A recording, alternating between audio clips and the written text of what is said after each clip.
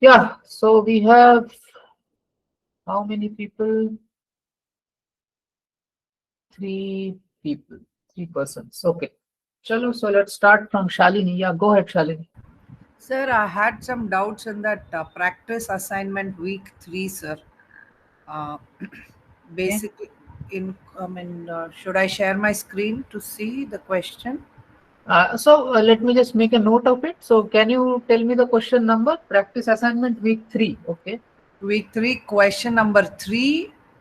I got confused in that question number 3 Okay.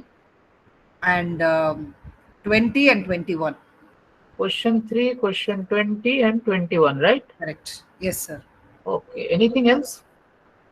I mean, I stopped after that, sir. I didn't study further. Okay, okay, got it. Okay. Yeah, fine. You can lower your hand. Yeah, so yeah, Anirban Chakraborty, go ahead.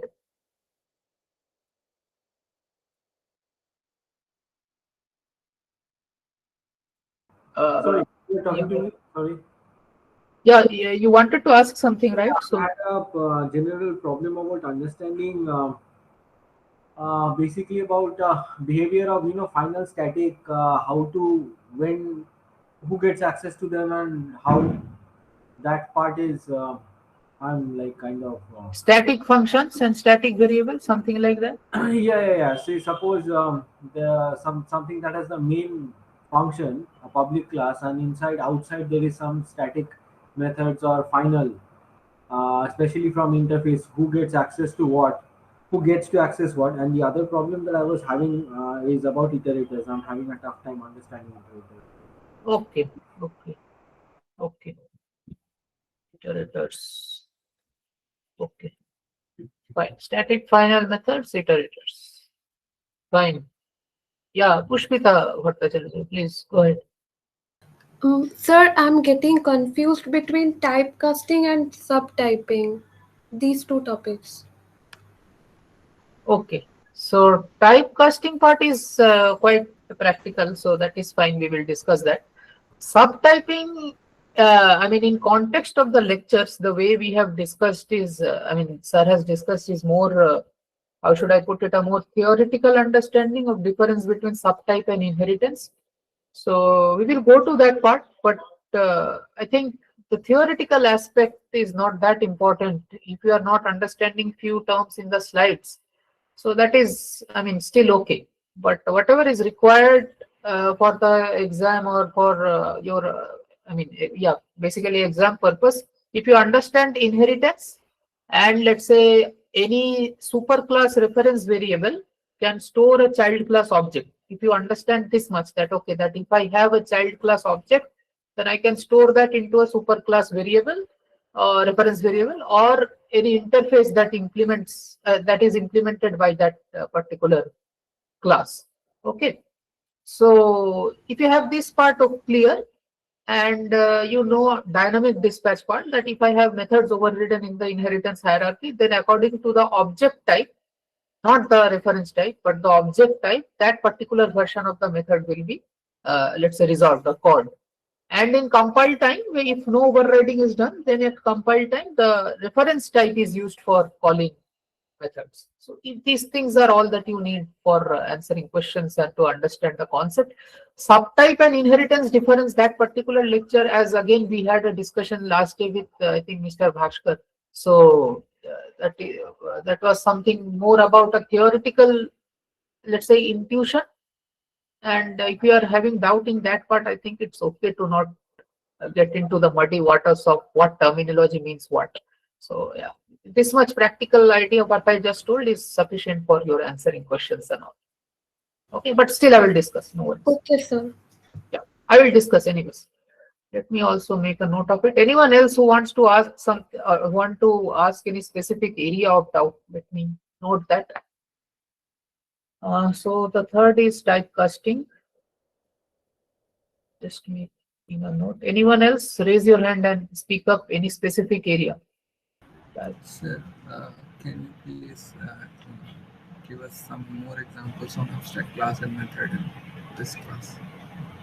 Uh, Examples, I think it's not something very difficult, but yeah, if you practice question, that should be fine. We will discuss some questions. We are asking that. Abstract class. Only was written. Fine, then I will start discussing. If anyone else wants to say, this is the last chance. See, I am asking this because if the sessions becomes a little long, if it draws a little longer, you might not get your doubt resolved. And maybe I will not address that particular question in the session. It might so happen. It's not possible to cover whole 2 weeks in one session in every concise detail. So therefore, I'm asking you guys, if you have any specific area of doubt, please go ahead and ask. Okay. No one else? Sure. Fine. So let us start. I will share my screen just a second.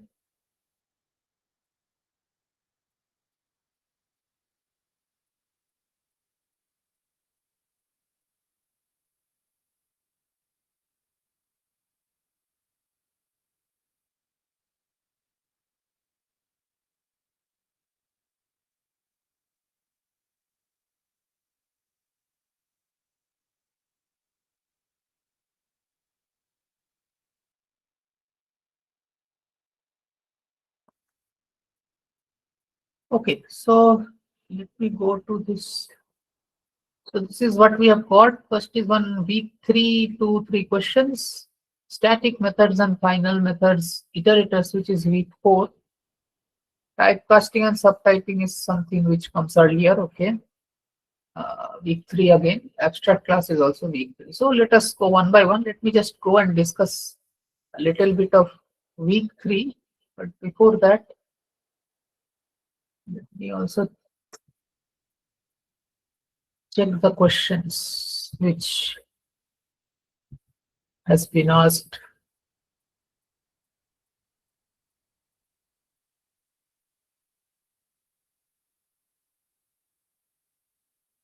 Practice assignment week 3, question 3, 2021. Okay.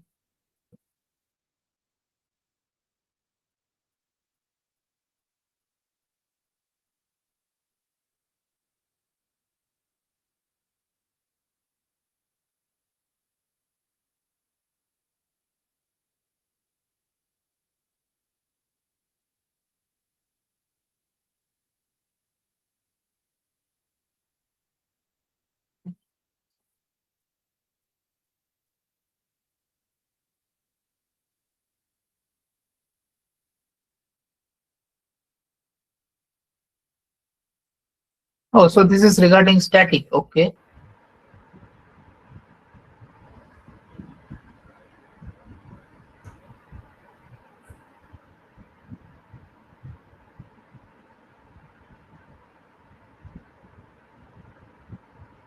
Okay, so I think this again aligns with the doubt. By the way, this is the question, right? Yes, sir. This is the question. Okay. So I think this again aligns a little bit with the doubt, I think, which Anirban asked, that final and static methods, I mean, little bit of that. So let us see that. Okay. So this is regarding final and static method. Anything else? Overriding, final and static. This kind of method hiding and all.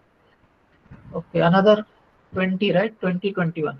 Yeah, that is that constructor hierarchy, I think, sir. I got Okay. confused.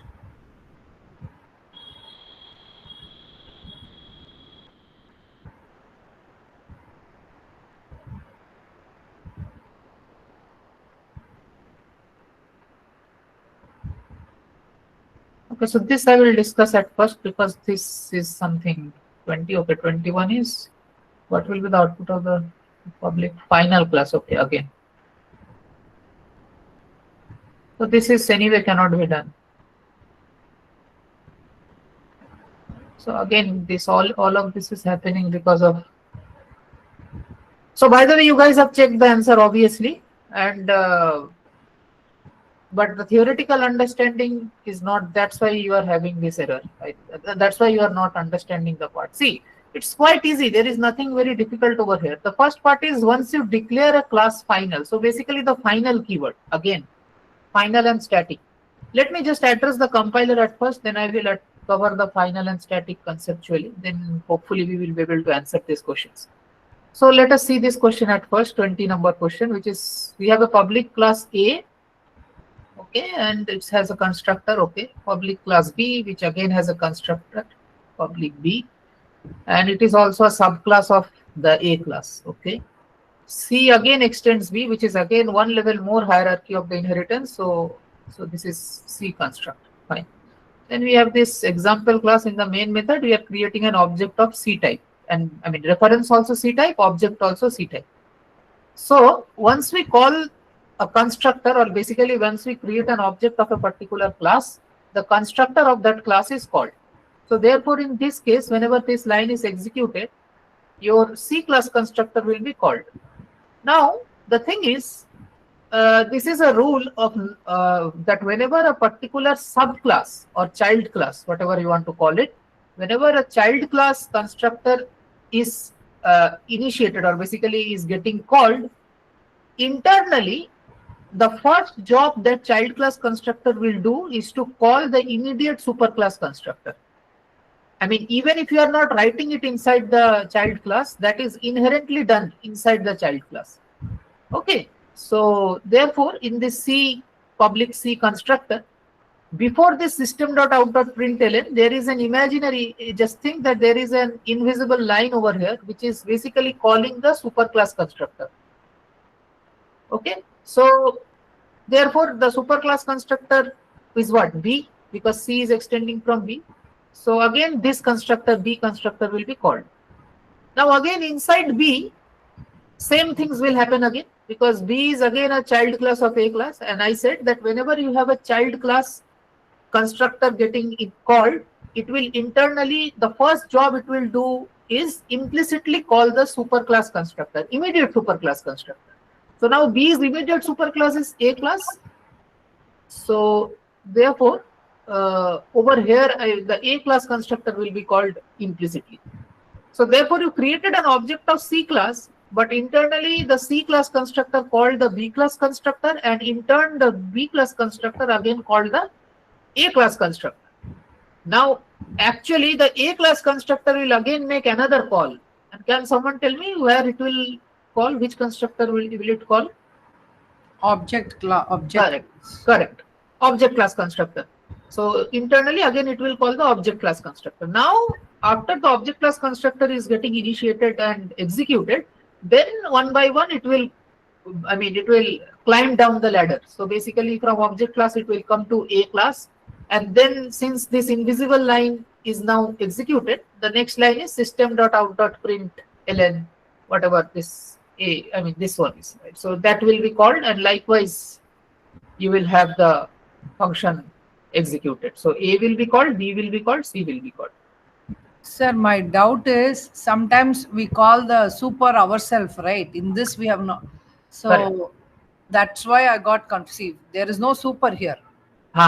So if there is no super here, so that means that's what we call the no argument super call. I think this is also discussed in the live session. I think I have not taken that session, but this is the primary concept, that if a child class constructor is not explicitly calling super class constructor by using a super keyword, so then implicitly, even if you are not calling it, implicitly the child class constructor is bound to call the super class constructor. But there is only one catch over here. So that catch is, let me modify the question over here a little bit. So suppose instead of this B class constructor public B, inside this public B I write an int x. I add a parameter inside the constructor of B class, let's say int x or string, anything, any parameter. Now what will happen? It will not go into that method.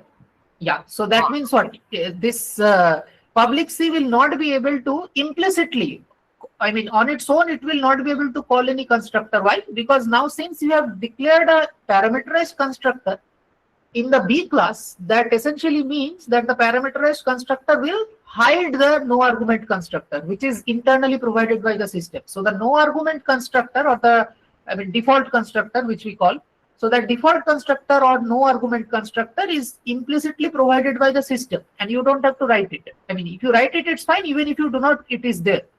But once you declare a parameterized constructor explicitly, the user defines a parameterized constructor, that internally provided default constructor is now hidden. It will not be there anymore.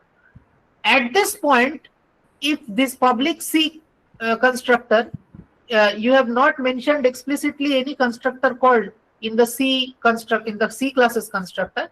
So then what will happen? Again, the implicit or default call is always to the no argument constructor, as I said. So therefore, it will try to call the no argument constructor of B class, but it is not there. It is hidden because now you have written int-x over here. So therefore, it will get into an error. It will say that I am not able to find the constructor. So at that point, you have to explicitly, and that is compulsory. Now here it is not compulsory in this program, but if I make it as int-x, so it will be compulsory for you to call the superclass constructor before writing system.out.println this line. So then you have to call this constructor explicitly, and then only your program will run. Otherwise, it will show error. This will be a compile error. This will be compilation error only. There is no, I mean, runtime error will only happen when there is some, confusion going on regarding type, superclass subtype. I mean, there is nothing about type, right? This is about constructor calling. So this will happen at compile time only. And this is valid for abstract classes also. Abstract classes, yeah. This is valid for abstract classes as well, correct? Because abstract classes will have constructor. You cannot create object, but they have constructor. So yeah, it is valid. So sir, so if I make B as a parameter with a constructor with a parameter, then A also I have to make with not required, right? No, not required. Not because again, implicitly it will call the no argument constructor of A, and that is fine. A is untouched, so it is no problem. So in B, I have to, in C, I have to override it then, because not override. You have to explicitly write that. I have to call it. Yeah. B Super, with this parameter. Okay. correct. You have to write super and then pass an integer argument. Yes. Okay. Got it, sir. Thank you. Right. So the idea is, this is a primary concept of what we call constructor chaining. So it might seem that, okay, since I'm creating a C object, so this println should be executed at first, but that's not the case. Internally, the superclass is the first, calling the superclass constructor is the first task that a child class constructor does. Therefore, it will go over here, and from here it will go over here. Then from here it will go to the object class constructor, and then after executing the object class constructor, it will come back to this point, system.out.println. Now here it will at first execute this line, then it will come back to the calling method, which is over here, just before the system.out of this B constructor. So that invisible line is now executed, which was calling the A class constructor.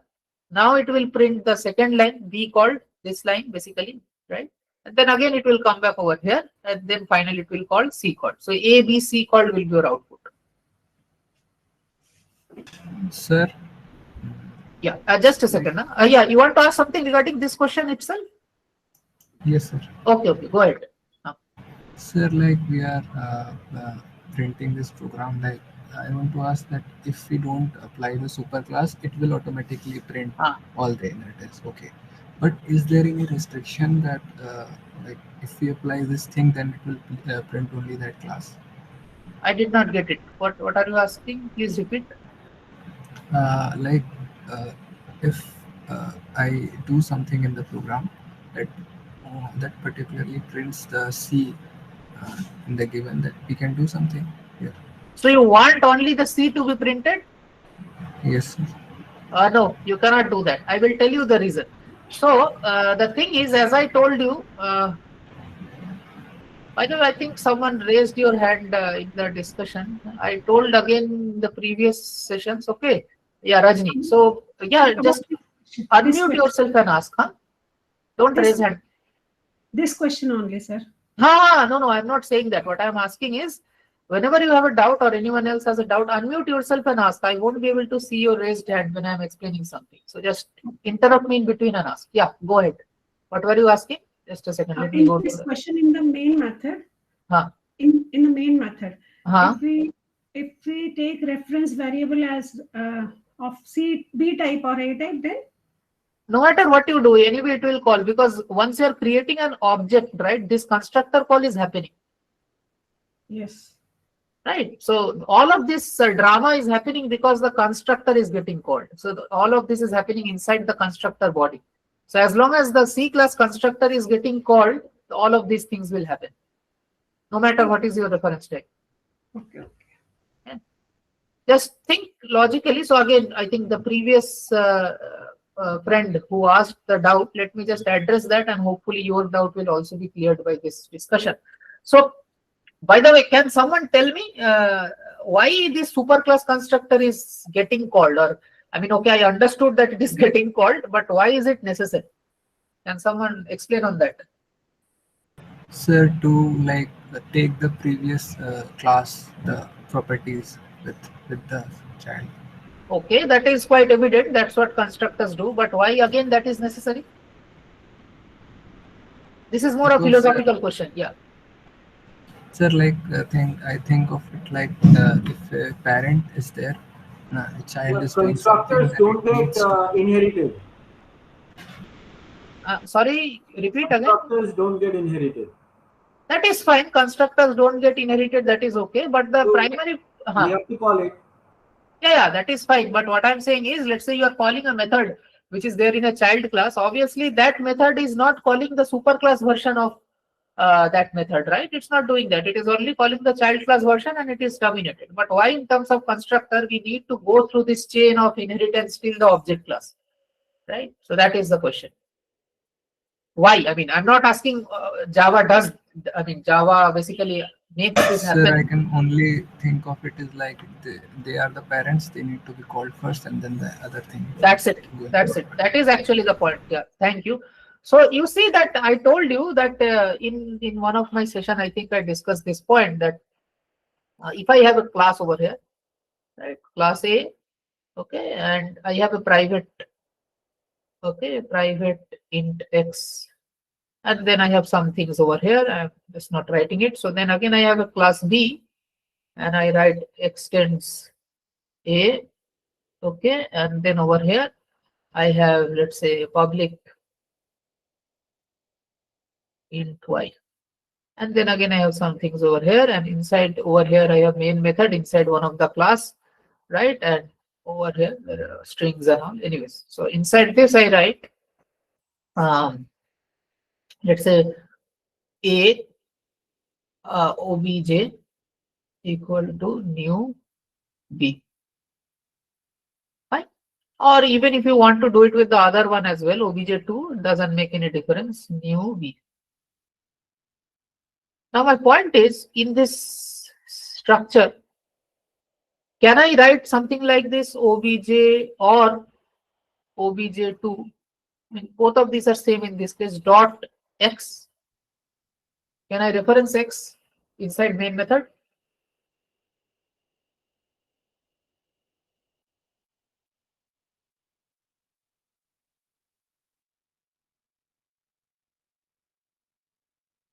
It's private. How can we access it in another class? Okay, so is the second one correct? Can I access y over here?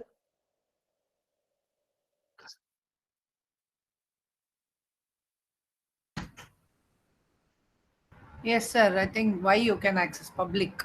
Correct. So y is public, I can access it by the object directly, no problem with that. Any private member cannot be accessed by the object, or so to say, it cannot be accessed outside the class itself. So this member's existence is only known inside the class. So up to this bracket, basically. After this bracket, no one knows this x variable. But y variable is known publicly, so anyone can access it. I mean, any object of class B can access the y variable. So therefore, these lines are fine. Both of these are fine. But I cannot access x because x is a private member. But the point over here is, if I make the memory layout of the object, both these objects, right? So this is obj objects memory layout, and this is obj2 objects memory layout. And let us create another object over here, which is your both A type obj3. Let's call it new A. Fine. So now this is obj3's memory layout.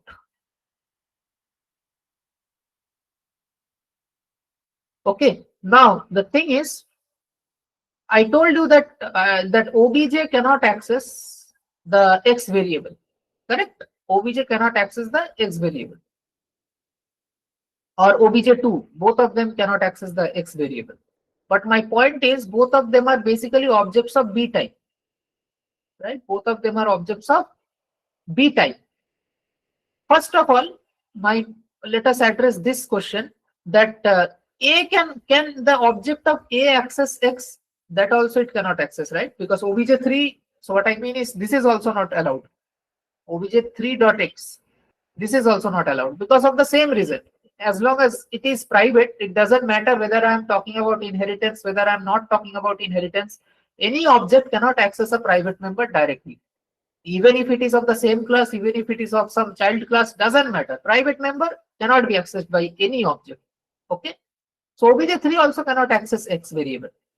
But if I see the structure of this obj3 object inside the memory, so I will have a space allocated for X variable.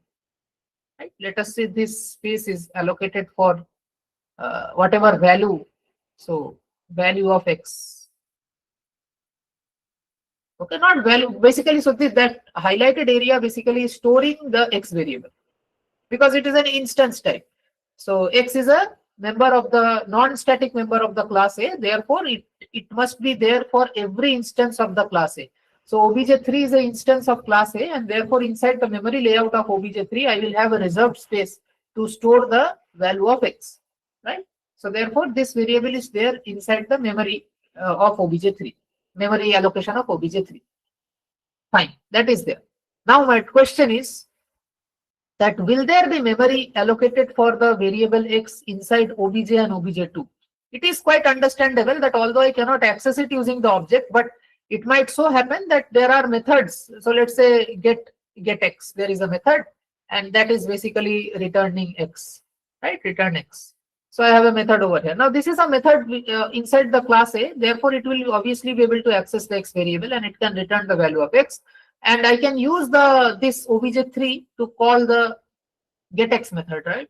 So therefore, it can easily, since it can easily call the getX method and getX method will return the value of X. So obj3 will need to store the value of X and therefore I'm storing it over here. So that's quite logical. Because again, in these places, getX will be stored and some other methods will be stored. Okay, so that is fine. But answer me this question. Can I use any method? You are free to make the method anything you want. But can I use any method of class B to access X in this setup? You cannot make any change with A class. A class only has a getX method and nothing else. So can you do any changes in the class B, or by using a method of class B only, can you access the X variable?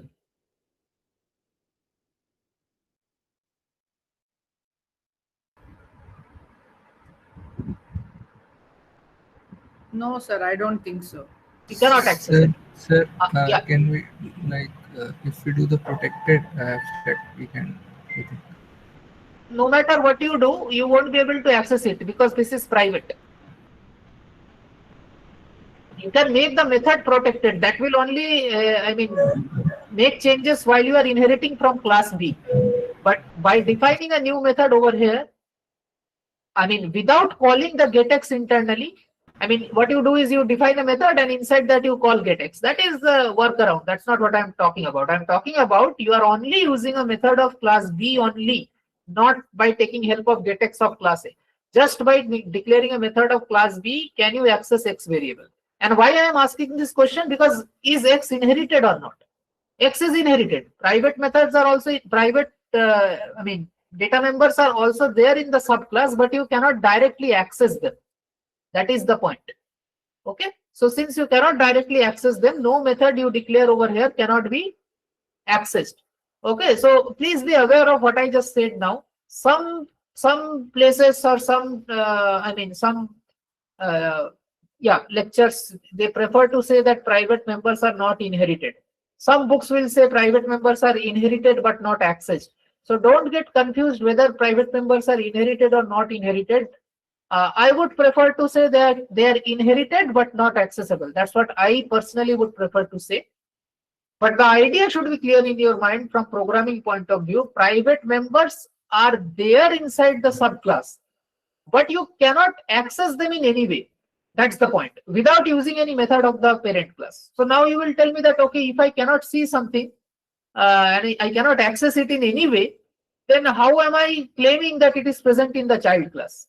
So the reason for the claim is there will be memory allocated of this X variable inside both these objects as well.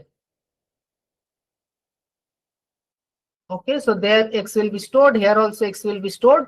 Only point is this X was accessible by getX method, but this X will not be accessible by any method of the child class. So whatever child class methods you declare over here, they will not be able to access this X variable. But is there a memory reserved for X? So basically, if I just go into the hard disk, not hard disk, go into the RAM and see that, okay, this is RAM cell number 1, RAM cell number 2. So RAM cell number 32 to RAM cell number 38. That much memory location is reserved for object OBJ. And again, let's say RAM cell number 58 to 64 is reserved for OBJ2. So will I find the cell, RAM cell inside both of this allocated memory, which will be allocated for the X variable? Yes, you will have a memory allocated for the X variable there. Although it is private, although it is a subclass object, but X will be there. So that's why I prefer to say parent class private members are also inherited, but they are not accessible. You cannot access it. Fine. Okay. So therefore, now why I explained all of this, the reason for that is now it should be clear that why constructor chaining is compulsorily needed. The reason for that is you need to allocate this space. Unless and until, so let's say when you are creating an object of B class or the child class, right? Both of these are child class objects. So if you are creating an object of the child class, you need to, according to the Java rules or according to any object-oriented programming rules, you need to store the space. You need to allocate space for the parent class data members as well. Although they are not accessible if they are private, or if they are public, then they will be accessible. So let us see if I also have a public, let's say public int Z over here. So then there will be again a space allocated for Z, and this will be accessible. Okay, let me make it with green color. So this will be basically accessible because it is there in the public, and it will be accessible by any methods that are there of the child class. So the child class methods can access this green area. Same for your OBJ2, because again it is an object of the child class. So this Z will be accessible by the child class methods, which you are defining over here in the memory, right? But X cannot be accessed. So whatever, even if it is public, even if it is private, if it is private, it will be inherited but inaccessible. If it is public, it will be inherited and accessible. Both of them will be there, right? So like for Y we saw. So whatever it is, but basically you need to store this much space for the data members of the parent class, right? So that can only be done by constructor. Inside the constructor, you are basically doing that stuff by calling the new keyword. You are doing all of that. So because of this, superclass constructor call is very, very essential, and that's why it is compulsorily needed because of this internal happening. I mean, happenings, what is happening over here. So because of that, we need to call the superclass constructor. So that is the logic behind the scene, that why constructor chaining is compulsorily needed. Okay. So could you please repeat that last part? Yeah, so I just said that basically you need to allocate memory location for the superclass data members. Even if they are private, then also you have to allocate the memory. Even if they are public, then also you have to allocate the memory. So for in this example, X is private and Z is public. So inside the B class, Z will be publicly inherited and X will also be inherited, but X will not be accessible. So what do I mean by that? This line will not work, right? OBJX, OBJ, this OBJ2.x, these are not allowed. These are wrong. You cannot access it. But I can write obj.z. I can write obj2.z. These two lines are allowed, right? Obj and obj2 both are B-type objects. Both are B-type objects, but both of them can directly access the Z variable. Why? Because they are inherited, and that Z is inherited in a public manner. So therefore, whenever it comes Z, when Z comes over here inside the A class, inside the B class, I can access Z by using the object of B class because Z is publicly inherited. But since X is private, X will not be accessible. That is simple public-private modifier relation.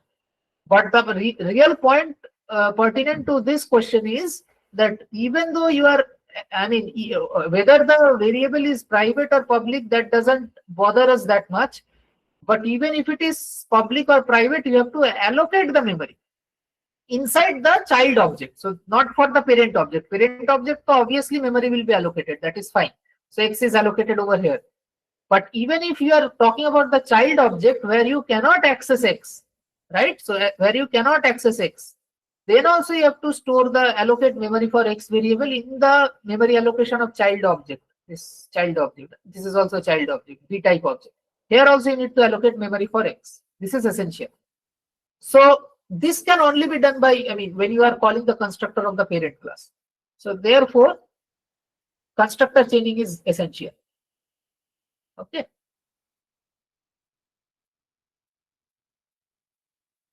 Fine. I think that's quite why we need constructor chaining and all that part is now understood. Let's go to that question. So this we have answered anyway. 21 was the next question, right? So this is again regarding final and static and all of that. Okay.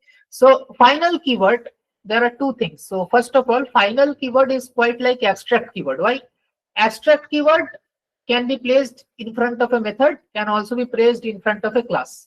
Final keyword can be placed in front of a method, in front of a class, and also it can be placed in front of a variable as well. So there are three ways. Once you declare a variable to be final, that means it's a constant. So let's say somewhere you are calculating something which where you have to deal with some mathematical operations and you want to create a variable which will store the Euler's number, right? Now Euler's number will be a constant. So what you can do so that it does not get modified by any mistake while you are working in the code. So what you can do is while you are declaring the Euler's number as a data member of any class or as a variable, whatever, when you are declaring the Euler number, what you can do is you can write it as int final int e equal to 2.718. So you can do that. So by doing that, you will be ensuring that, sorry, not int, I mean float or double, whatever, right? So final double e equal to initialize the value. So by doing that, you will ensure that the 2.718 value of variable e does not get changed by mistake later on. So if you try to change this e variable later on in the code, it will show you error that the final variable cannot be modified. So it will say that. So final in front of a variable will make that variable a constant. So the value is final. That's what the significance is. Okay. Now second thing is final in front of a method will make that method what? Can someone tell me? Cannot override. Cannot override, yeah. So you cannot override a final method. Once you declare a method final in any class and later on you do inheritance of that class and you try to override that method of the parent class in your child class, right? So once you do that, once you try to do that, it will say a final method is declared in the parent class and you are trying to override it in the child class. That is not allowed. So compiler will show you an error that final methods cannot be overridden. So method, if you're putting final in front of a method, that cannot be overridden. Okay, that is also done. Third thing is when final is placed in front of a class. Again, quite intuitive. What will happen? I mean, what comes to your mind, just say that. It cannot extend. Exactly. Exactly. So once you declare a class as final, you cannot do extension. You cannot do inheritance of that class. So that's the final part. And you cannot do, basically the hierarchy, inheritance hierarchy is terminated at that point. So that is these are the three properties, the three areas where you can use final and accordingly they will show their properties. Okay. So sir, one question. In fact, we have seen that abstract methods can also have concrete methods and everything. It's just that we write abstract classes, we cannot instantiate them. And now if we write final before a class, we also can't create objects out of that. If you make a class as abstract final, so that means that, I mean, it will not be used in that manner because once it is abstract, that means all the methods are not defined. Once you make it final, that means no one can inherit that abstract class. So only the methods. Strictly speaking, that like it should have at least one. Method that is not defined. I mean, can't an abstract class have all the methods defined? And No, that will be that abstract class. You have at least one method undefined, at least one abstract method. Then only it will be abstract class. Okay. Yeah. So the point is, if you create a class which is both final and abstract, abstract final class, abstract final class, whatever. So basically, you declare a class as abstract and final together. That means you cannot inherit that class, and also you cannot. So that is final. And abstract means it will have some abstract methods in it, at least one abstract method. So that essentially means, since you cannot inherit it, you cannot basically provide a definition of the abstract method. So that is fine. There are some methods which are concrete in the abstract class. Assuming you have some concrete method in the abstract class, you will try to use those methods. Now, how can you use them? Now, the only way to use them is by creating an object of the class. But again, we know that abstract classes cannot be instantiated. They can have a reference variable. They will have a constructor as well, but you cannot make an instance of the abstract class. So again, I'm repeating this. This might come in a text MCQ kind of MSQ kind of question, that abstract classes does not have constructor because they cannot be instantiated. This is wrong. Okay, abstract classes have constructor, but the reason is, since they are not properly defined, we do not allow them to create instances of abstract class. Okay, but why is the constructor present in abstract class? So that it does not break the inheritance constructor call. So that it does not break the constructor chaining of the inheritance hierarchy. Okay, so because it might so happen that you are extending an abstract class in another class. I mean, non-final, normal abstract class you are extending in another class. So then whenever you are creating an object of the child class, it will obviously call the superclass constructor according to the basic rule. So if there is no constructor in the abstract class, then the constructor chaining will break in middle. So so that it does not happen, therefore abstract classes are supplied with constructors. But if you try to create an object of the abstract class, then it will not be created. It will show you error. Fine. Coming back to our previous question, if you make a class as final abstract, so then the default, then the abstract method cannot be implemented because you cannot inherit. And the methods which are already concrete, you can try to use them, but our only way to use them is by creating an object of abstract class. And again, an object of an abstract class is not allowed to be created. So you basically come to the same point, you cannot use them. So the only way you can use an method which is defined inside the abstract class is to make it static. So if you have a static method in the abstract class, then you can reference that method by, basically you can call that method by using the class name itself. Okay, so that is, I think, okay, that you can do. Okay. Coming to this question, we have this public final class music. Okay, so that means this cannot be extended. So this is showing extend music. So this is an error. I think, so what was your particular doubt in this code? The question, the answer is not, so it should give compile error, isn't it? Yeah, it is showing compile error. Okay. That was the question, yeah. Sure. So 2021 is done. I think another one was third question, right? So let us go to that.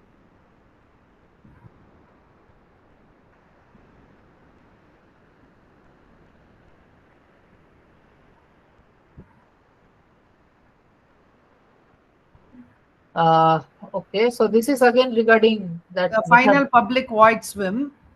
So I should not be doing public void swim here, isn't it? Yeah, you cannot override the swim method. Swim method. Okay. So that, that answers it. Yeah. And then again, we have a static void communicate also over here, right? And then again, here also I'm trying to write the public void communicate. So that is regarding the static keyword. So this I explained earlier also, that method overriding does not take place when you have static functions. So let us just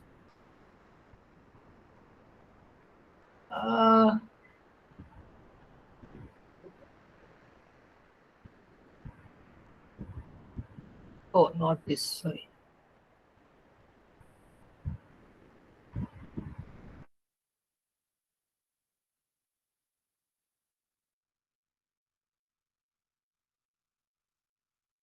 So let us say this code, what we have over here is public static void display class A, and then class B extends A, and again a static same display method. So this I'm trying to override the display of the super class A class in the subclass which is B class, right? And then what I'm trying to do is here I'm basically trying to use the dynamic dispatch capability and appropriately try to call the method.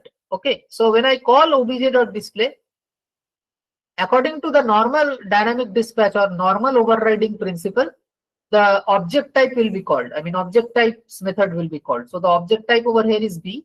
So the B type method should be called. So B should be printed. So if I execute this code,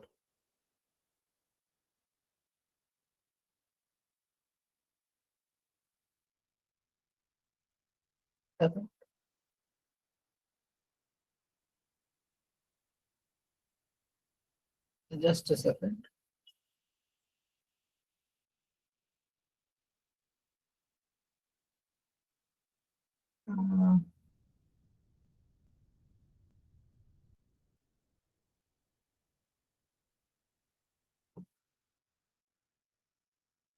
Obj.display, yeah, I'm printing. Why it is not getting printed?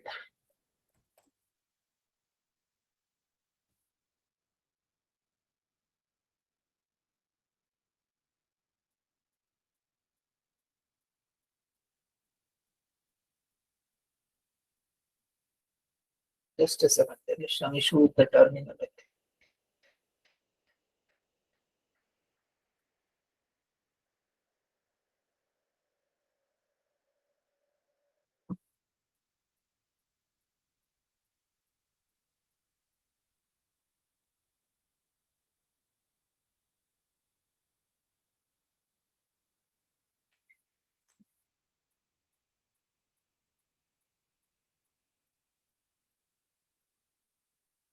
Anyway, so let it run. What I'm trying to say is, so when you are trying to override a normal method, so according to the dynamic dispatch principle, the objects types version should be. Why is it not printing? What happened to it? 16.out so is there obj.display? Let's see.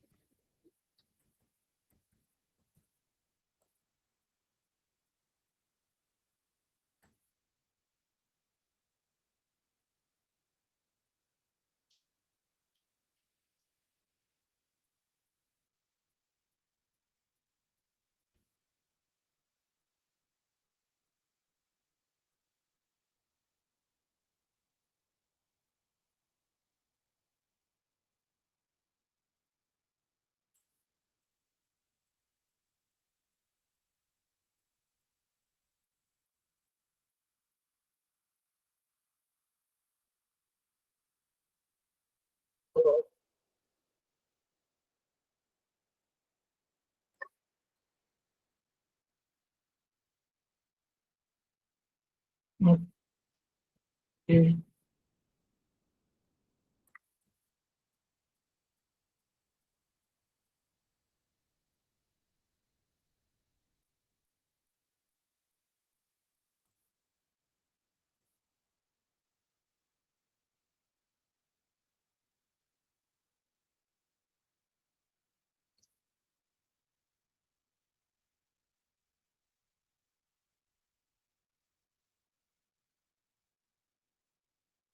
So this is fine. This will give me error. Instance method cannot override the static method from it. That is okay.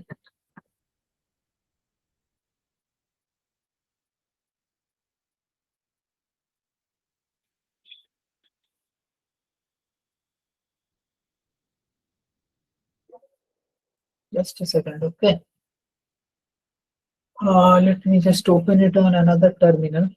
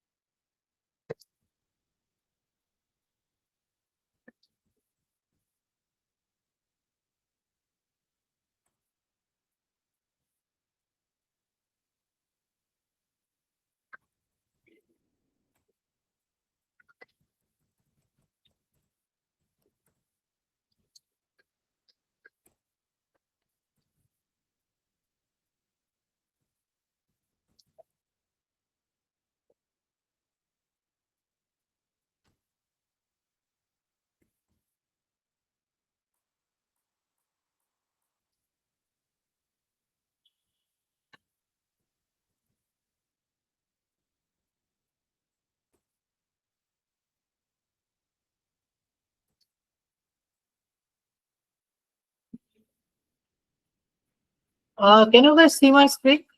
Something. Hello. Yes, sir. Yes, sir.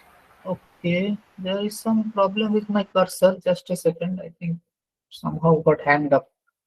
It's not working.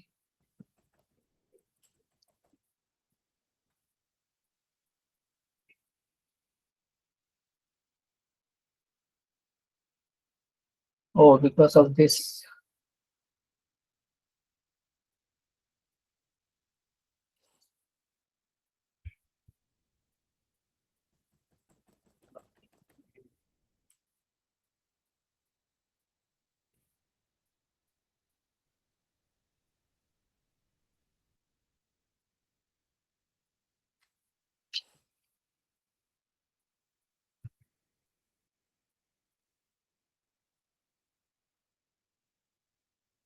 Give me 1 second, okay? I think there is some issue with the system.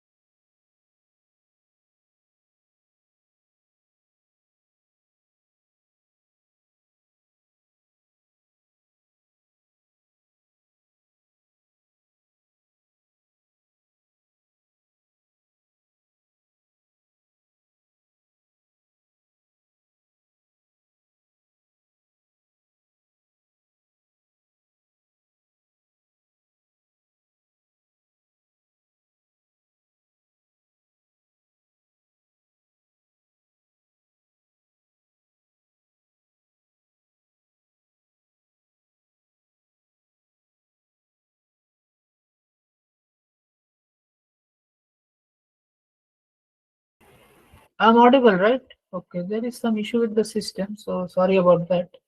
Just a second.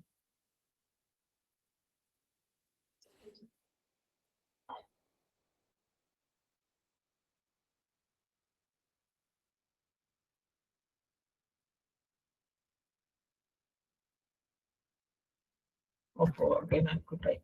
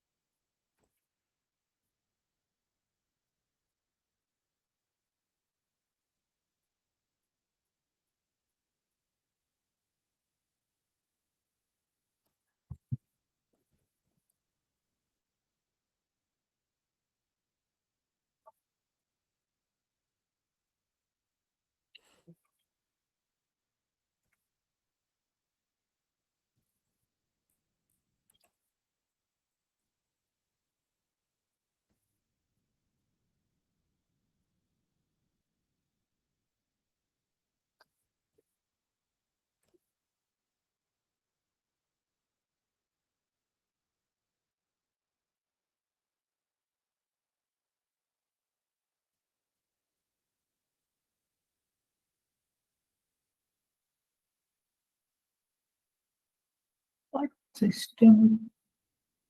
Oh,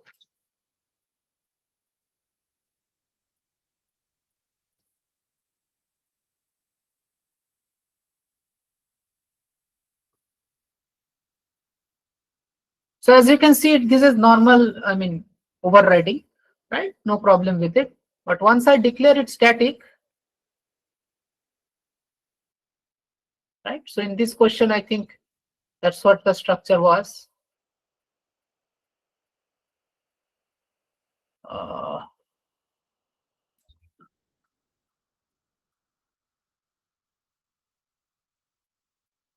P3.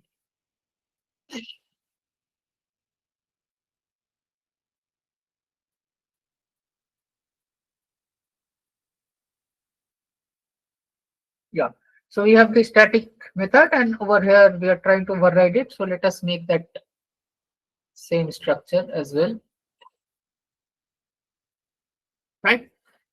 So what will happen in this case if I run the code?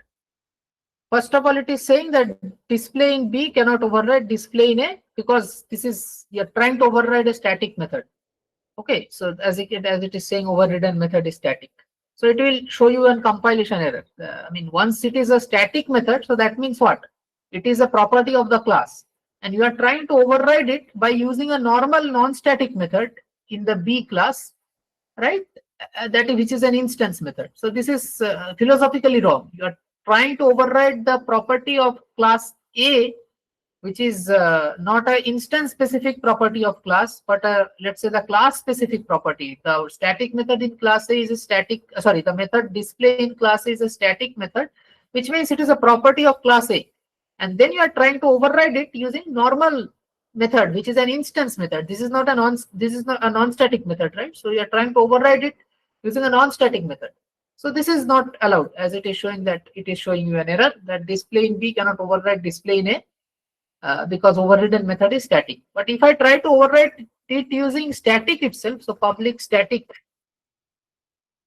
void display, then let us see what happens. So then you see this is showing you A as the output, and somehow in my system, due to some version issue or something, it was showing wrong thing. Let me just, yeah, anyways, I will have to just reboot it. Anyways, so can you just explain one more time, please, sir? Yeah. Coming to the same part, because again, this is about the static discussion. So see, before the first part was what? Let us go back to the first structure. So this is your basic overriding, right? Normal function overriding. So I have a reference variable of superclass type, and I'm storing an object of subclass type, and then I'm calling the display method.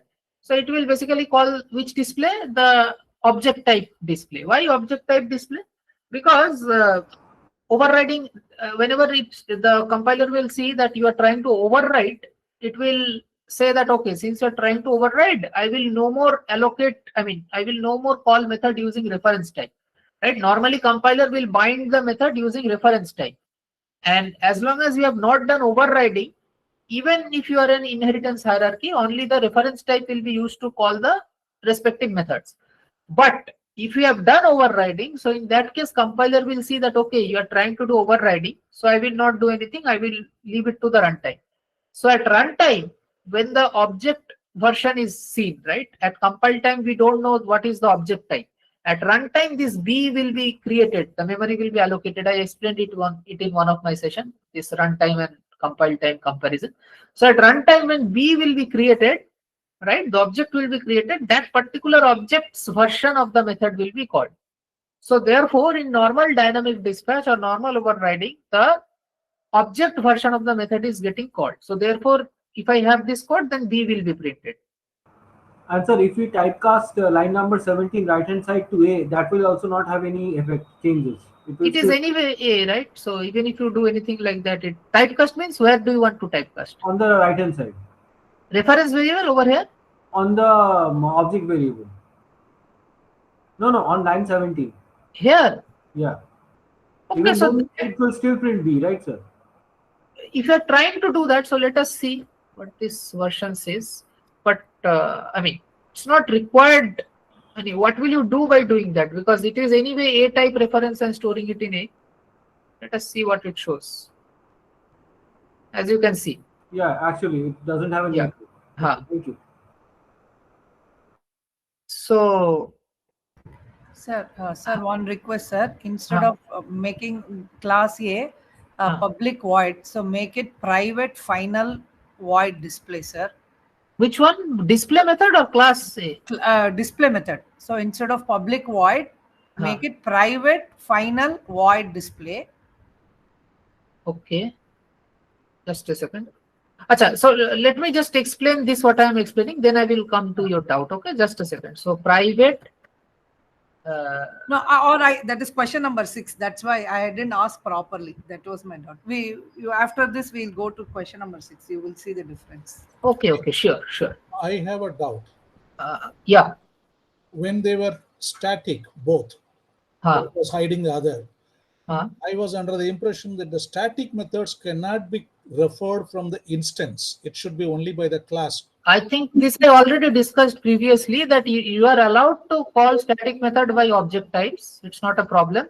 But the thing is, it will not make any difference. I mean, even if you are calling using reference type or there were some questions for which that options were there. So that's why I want to know. Okay.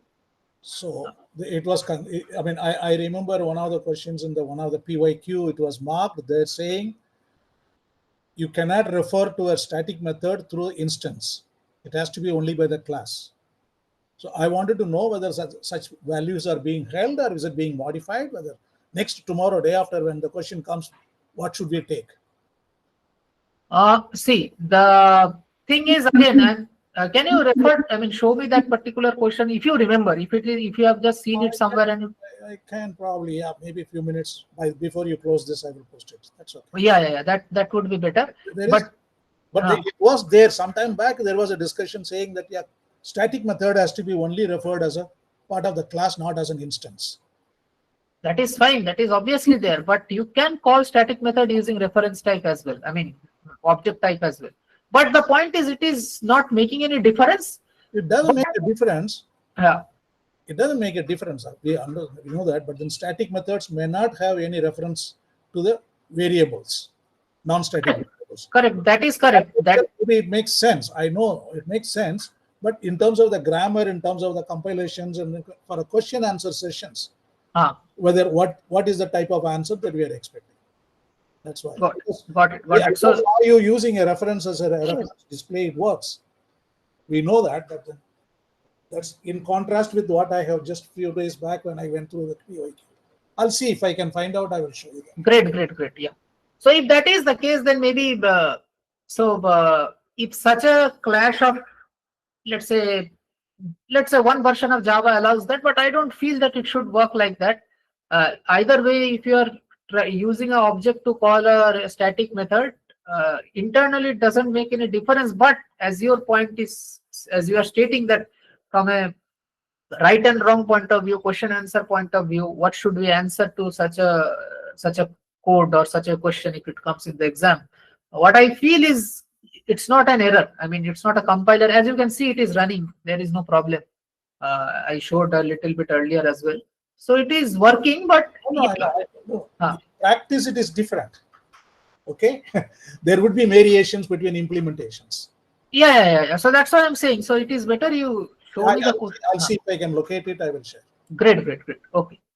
Fine. Coming back to the previous discussion. So normal method dynamic dispatch I have just discussed.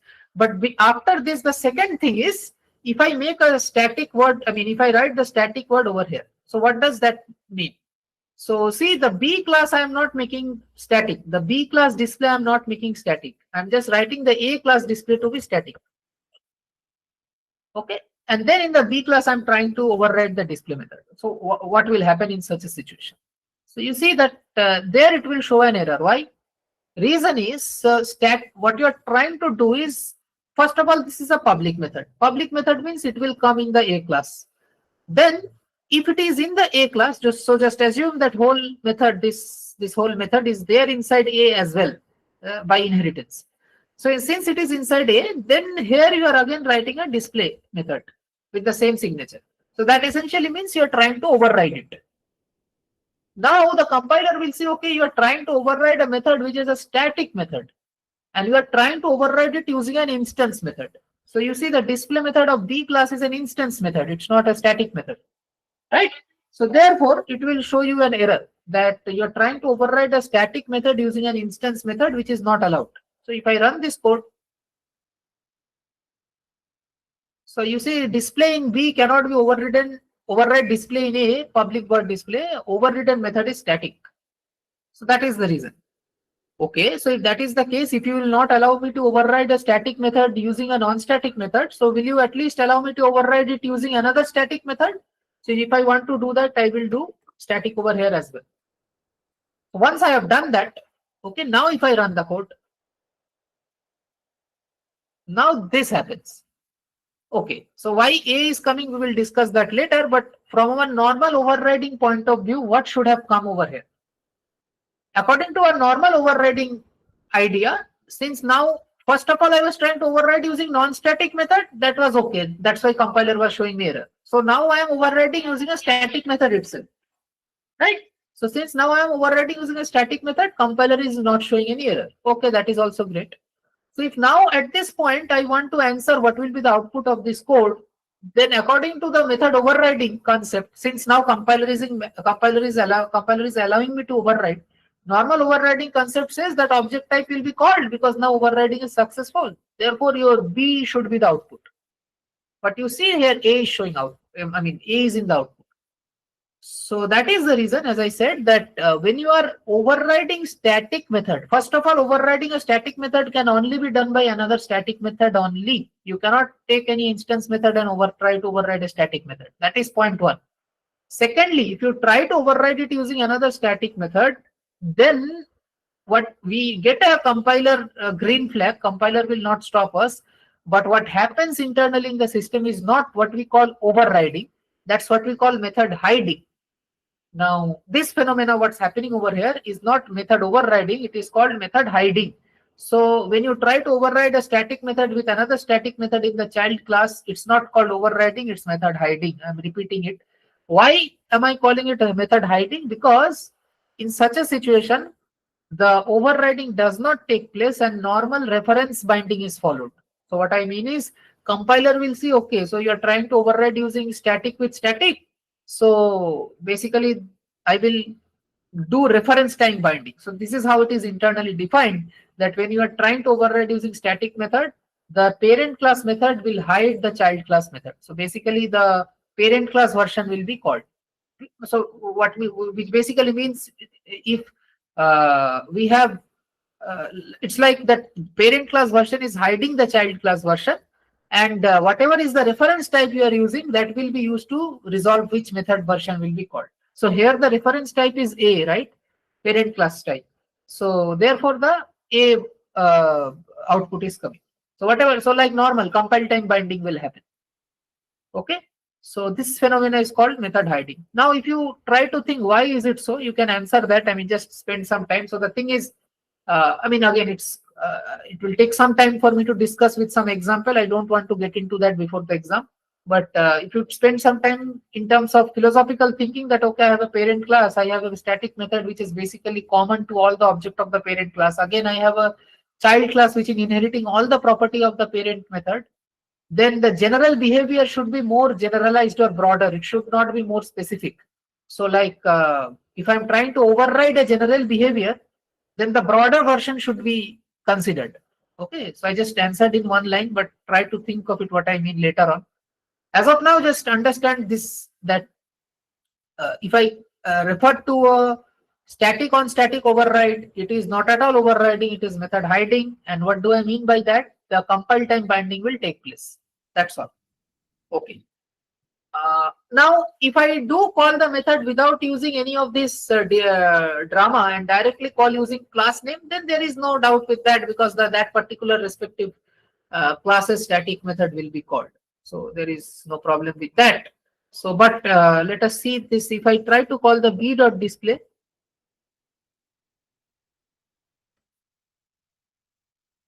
or let's say at first let's call a.display. As you can see over here,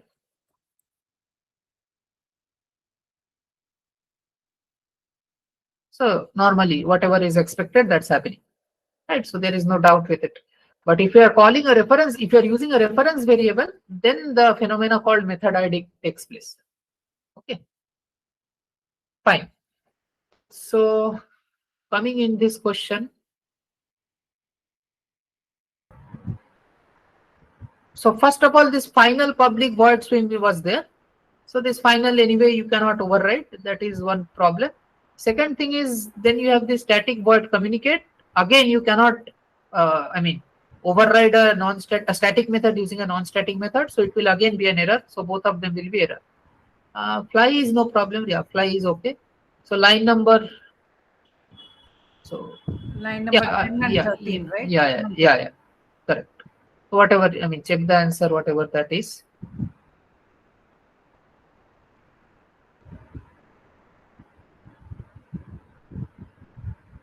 Next was question 6, right? The private they have, sir. That is the confusion. Okay. Private, question 6. Similar one. Okay, rectangle class, private final void compute area. Private means, okay, it will not be. So final, I should not override it, no, sir. It should give error, no. Okay, so that's where we go. So public class cube extends rectangle, okay. Public final void compute area, okay. System.area, okay. So yeah. So what is your doubt in this? So it should give me compile error, but the answer is area of the cube. So what does private means over here? As I said earlier, that it is not accessible. You cannot see it anyway inside the class, in the child class. So once I say that public class cube extends rectangle, inside the cube class, the compute area corresponding to the rectangle class's version, it will, I mean, you cannot, no way you cannot access it. So what I mean is, so let's say this compute area was not there. Suppose that you delete this thing, right? You delete this part, and then everything you keep as it is. Cube r equal to new cube and r dot compute area. Then what would have been the output? R dot compute error method not found. Correct. Why? Because it's not there. The final, the compute area method is not present inside the cube class because it is private. Obviously, present means from memory point of view it is there. I discussed that, but it is not accessible. It's just stored inside. So therefore, this method is not at all considered as overridden now. No, exactly. Since it is not present, therefore it is not. Okay, I got it, sir. Because private makes a difference. Correct. Okay, I got it, sir. Yeah. So therefore, you can say that the private and final are kind of nullifying the effect. So final makes you that you cannot override it, and private is making okay, you will not allow me to override. I will not allow myself to get inherited at all. Okay, I mean, if you say in that way, not inherited, yeah, I will not allow myself to be accessed at all. So then there is no existence of the compute area of rectangle class in the cube class, right? So therefore, then you can do whatever you want. Okay, I got. So private was the changer there. That was the confusion. Okay, thank you, sir. Thank you very much. So this will be an error. No. It should have been an error. It looks like that, but that's what the point is.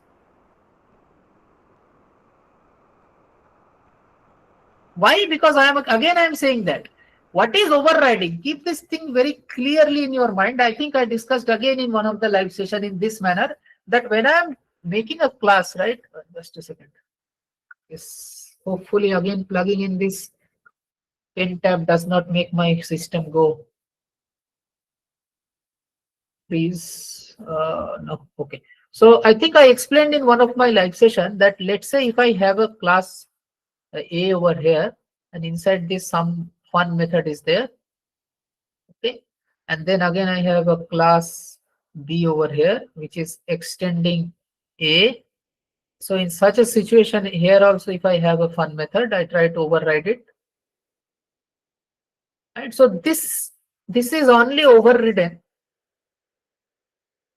Right. Overridden. Yeah. Overridden. The meaning of overriding is basically you are copy pasting an image of this thing, right? You are basically, let's say you are taking a snapshot of this thing and then you are Control C and doing a Control V over here. This is what inheritance means.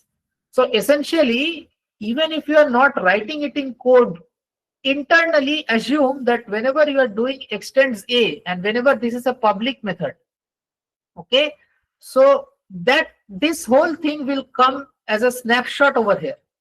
Just assume it is already written. Only thing you are not able to see this, but assume this whole thing, this whole thing is already copy pasted in the child class. Now, once I have the fun method over here, this corresponding to the parent's fun method, again on top of that in this area, I'm writing the child's fun method. So this is overriding. So unless and until I have this snapshot copy pasted inside the child class, it is not overriding. Now, if I make this thing private, right? If I make this thing private, then that means what? All the memory will be reserved, but it is not there. You cannot access it, right? So that means this snapshot is not copied inside this class when once I make it private. So now, since there is no class, no function called fun inside the B class, therefore I can do overriding even though it is final or whatever it was. So it was initially final, right? Yeah. So this thing is not there in the B class at all. So if it is not there, this fun method is kind of a new fun method.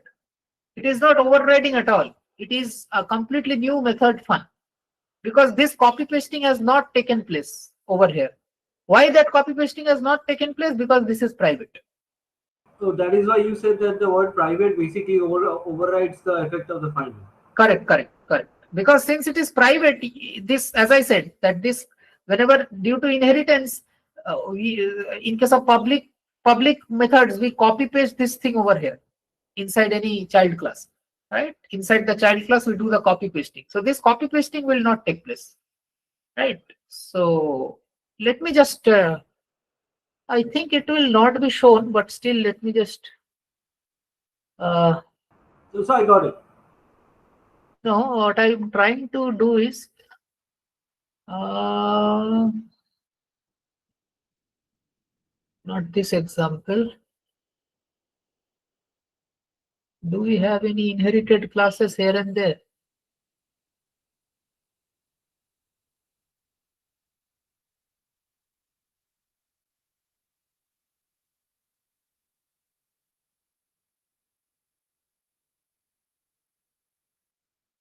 Okay.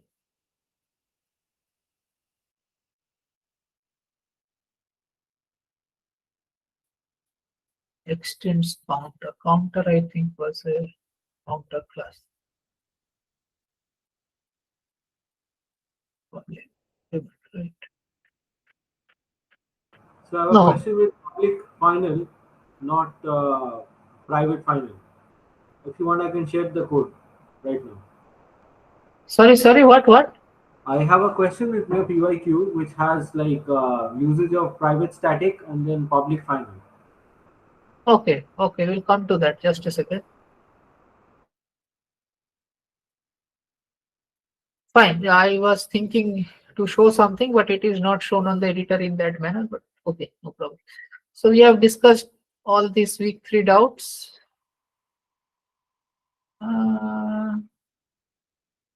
Chalo. Let me just go back to the. So these are kind of done. Static methods are done. Final methods are done. Iterator is left. Typecasting I will discuss. Okay. So yeah, what were you saying? PYQ. Yeah, just share it in the chat box.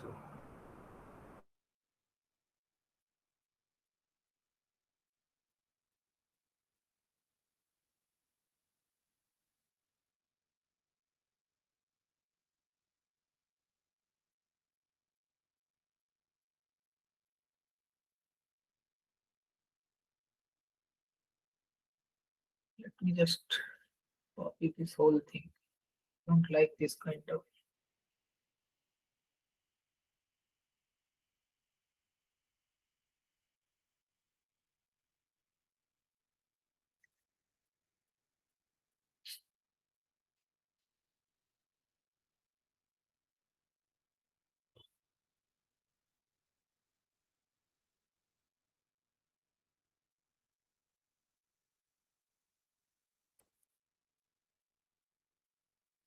Okay, so now let us see. So we have a class vehicle and then private int ID, private static double. Okay, vehicle, class extends vehicle, public final double calculate fare. Okay.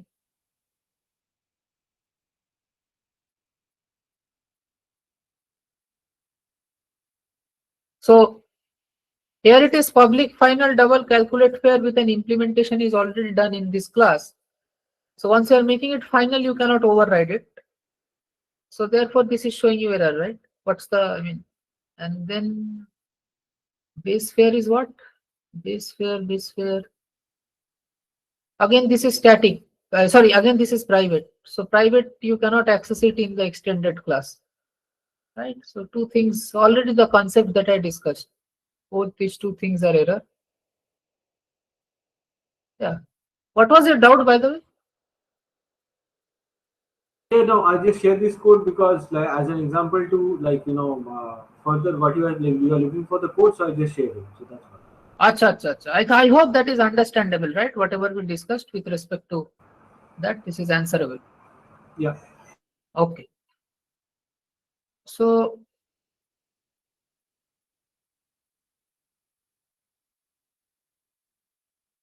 coming to the previous points, which was, I think, typecasting and subtyping. Iterators, I will come after covering these two concepts, typecasting and subtyping.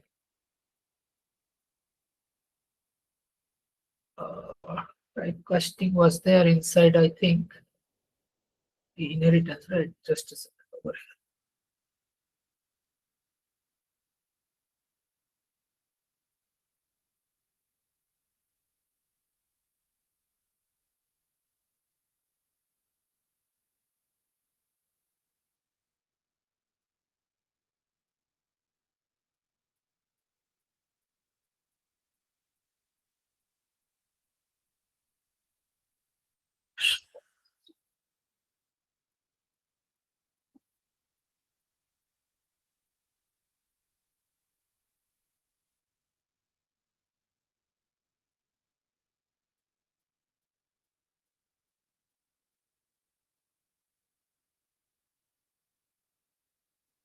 This will come to private class. Anyways, fine.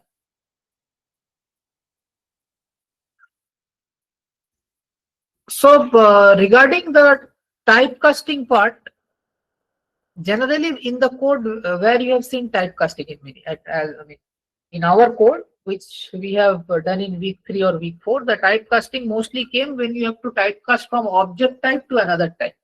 That's where we generally encountered typecasting.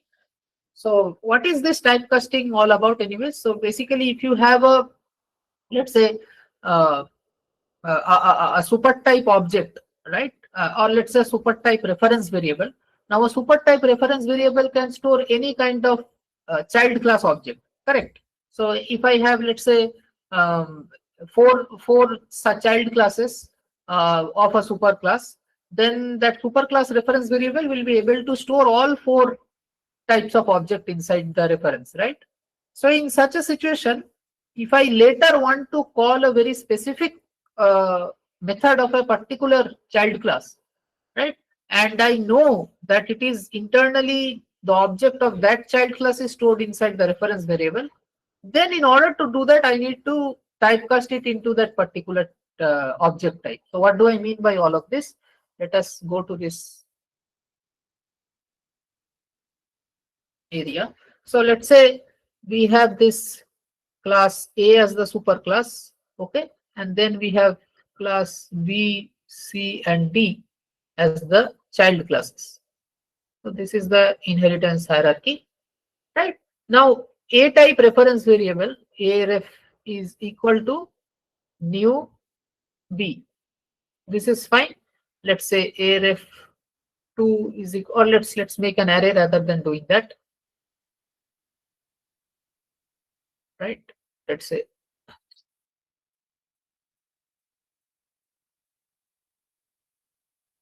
arr equal to, and now over here I write new B, new C, and new D. Okay, so I store these 3 objects inside the A array. Okay, now therefore what does it mean? That basically means a reference of A type can store object of all of these subtypes. Now later on, let's say this B has a fun method inside it, C has a fun2 method, and D has a fun3 method in each of them, right? And let's say A had a fun0 method, and which is obviously there in all the three classes, assuming the fun0 was a public method. So this is how the system looks like. Now later on in the code, at some point, I want to call, let's say, the fun2 method. Okay. Now the point is, if I do something like this, that ARR 0 dot fun2. Right? If I do something like this, what will happen? It will give me. Acha, tell me what will happen. It will give you error. Anyone else? I mean, the person who asked the doubt. It will give an error. Why? Because this fun arrow 0 is B type. B type doesn't have fun2. It has fun1. It doesn't have fun2 method. Okay. So B type doesn't have fun2 method. Is that the reason for error? Are you sure?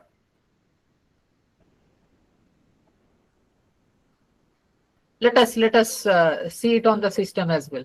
Okay, you are correct. It will show error, but it is very important so that we understand what will be the error, right? So that is very important. So let us have a check of that.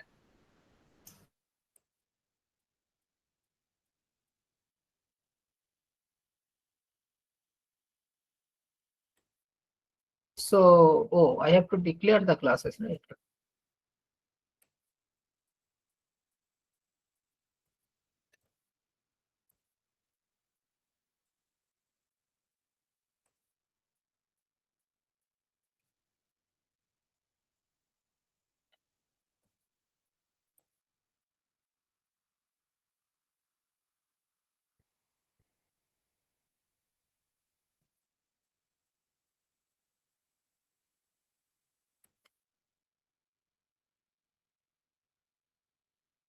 Oh, sorry.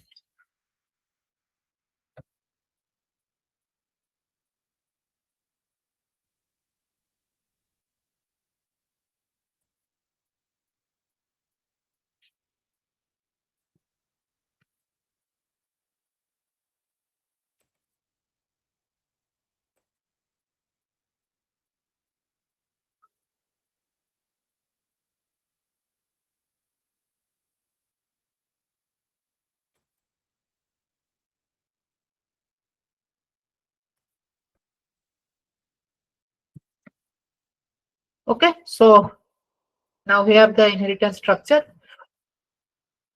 and we created a type array because A can store all types of objects. So ARR equal to new B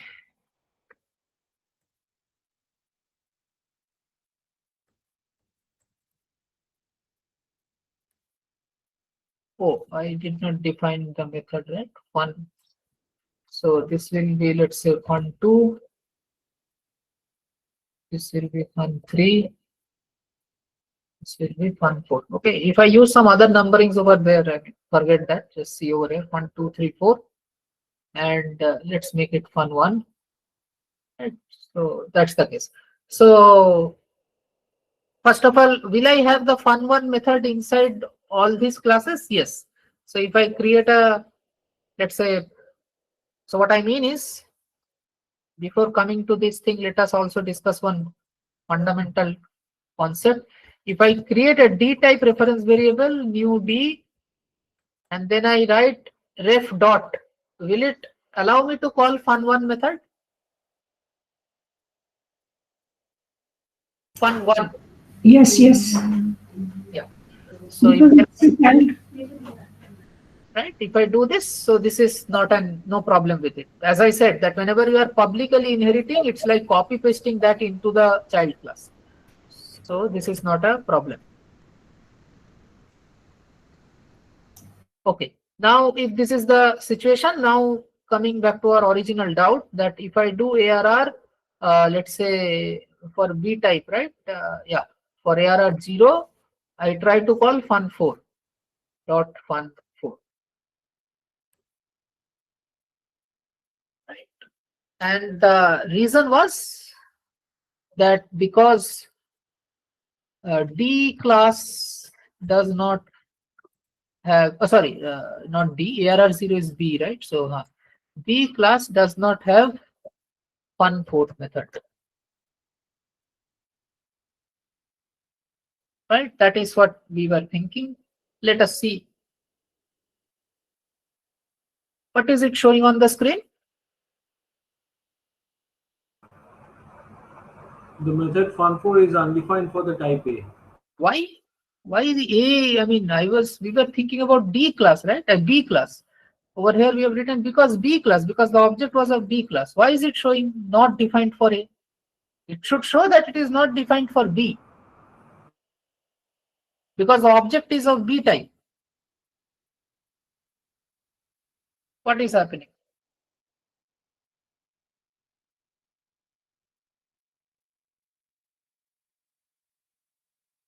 What is happening, that's quite evident, but you have to come to that argument or that conclusion on yourself. I mean, then you will have, then basically you can say that you have understood all these things. See, the point is again. Because the array is of type A. That's all. Correct, that is the point. And at compile time, we only talk about reference type, right? I already told that.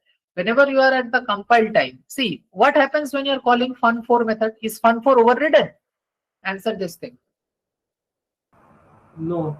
No. So unless and until you do overriding, compiler, I think in that session, that's why I described in that manner. I as a compiler will start looking at the code. That is my job. I will go through each function one by one. Then I enter the main method. Inside the main method, I see that an A-type reference array has been created and 3 objects are being created inside it. Okay, fine. Then I see arr0.fun4. At this point, as a compiler, my first task is to see what is the situation of fun4 method. Whenever a method is called, compiler will first, it will not see object reference, kuch nahi dekhna usko. He will not see anything. He will just see what is the method that you are calling. That is, just understand this in this manner, you will be able to solve many questions without getting into many rules and all of that. As a compiler, the task sequence is like this. You see a method getting called, you directly go to the method. I mean, you directly verify that what is the situation of that method. Is that method an inherited method? Is that method an overridden method? Is that method is neither inherited nor overridden, nothing is there. So what is the situation of that method? If you see that the method is inherited, no problem. If you see the method is not inherited, no problem.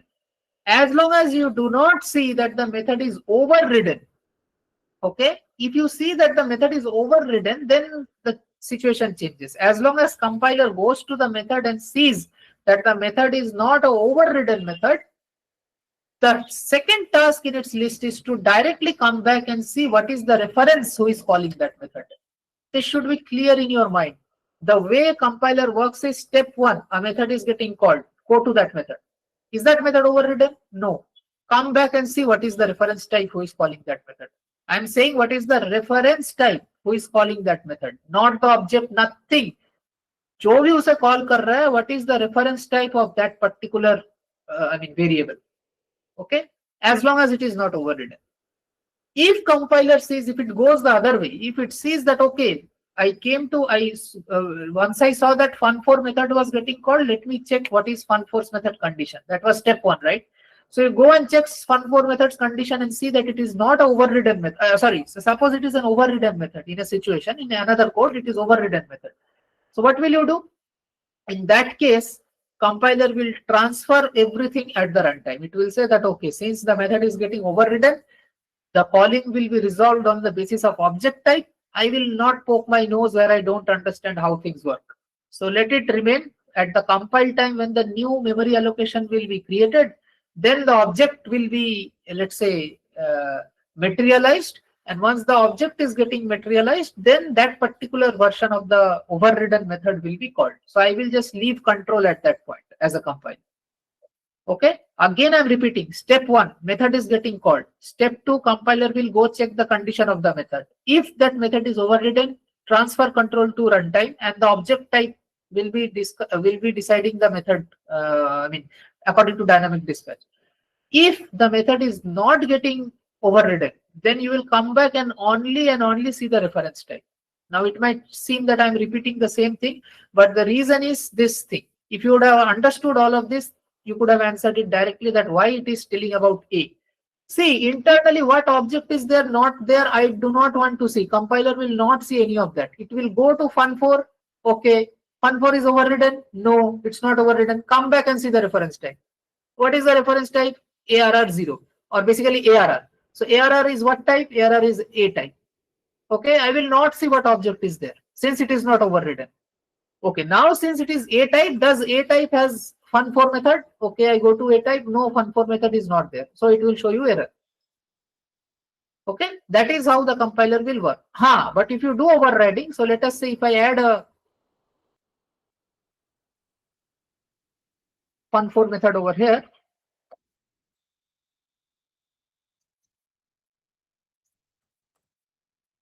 Now the error goes away. Why? Because now A has a, although this is object B, observe this. Although that ARR0 is internally storing an object of type B, but it is not showing error. Why?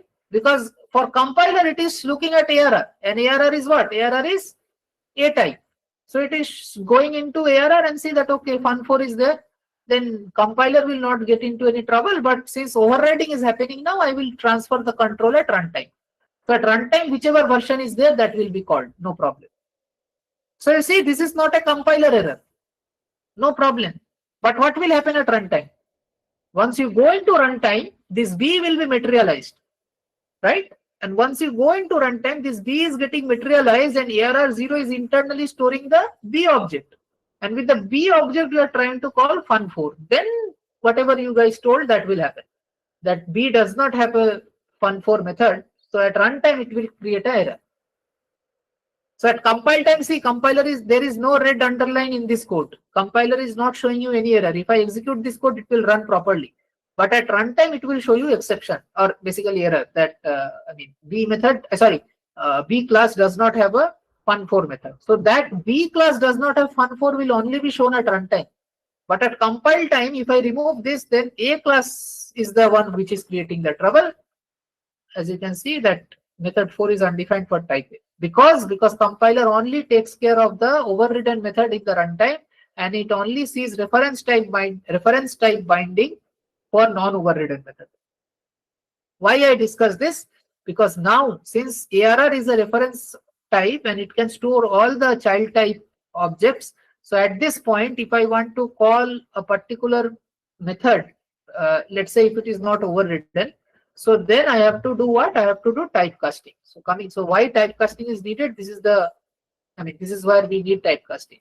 So even though you call a proper method which is not there in, which is there in B, so then also it will show you error. So what I mean is if I write fun2 over here, then also the error will persist. Right? So you have this new B object, but fun2 is there inside B, but still you see red underline is there. Why? Because of the same reason. Compiler does not see, as long as fun2 is not overridden, it will see that okay, it's not overridden, so the reference type will be considered. Reference type is ARR, ARR is A type, so A does not have fun2 method description inside it, so it is showing you compile time error. Okay, so in order to, but you know internally that ARR0 is storing B type object, and therefore I can call fun2 method, and at runtime it will not show me error like the previous case. Like when it was fun4, at runtime it would have shown you error. But here it will not show you error because B object is there and fun2 is there for B object. So therefore, still it is showing error because of the reference issue. So in order to deal with this issue, what you can do is you can do typecasting. So this is the reason we need typecasting. Right? So now, since you are explicitly stating that, okay, that the object inside it is basically a B type object and you are forcing compiler to, allow it to pass. So therefore it is working. Right? If in this case I would have lied to the compiler, what I am trying to project over here is compiler does not have any idea. He will do blind faith. He will put his blind faith in you. Right? Even if you write this function 100, it will allow you. Just a second. Function 100 is not defined. Oh, it's not allowed. Let me just check. Oh, that is. Okay, yeah, correct. Because it is, anyway, you are telling it compilation time only you are telling, correct. So, so anyway, since at compile time also you are telling it, so it is checking at compile time only that whether fun4 is there in B or not, so it is not allowing. Yeah, that's correct. But if I do, let us say,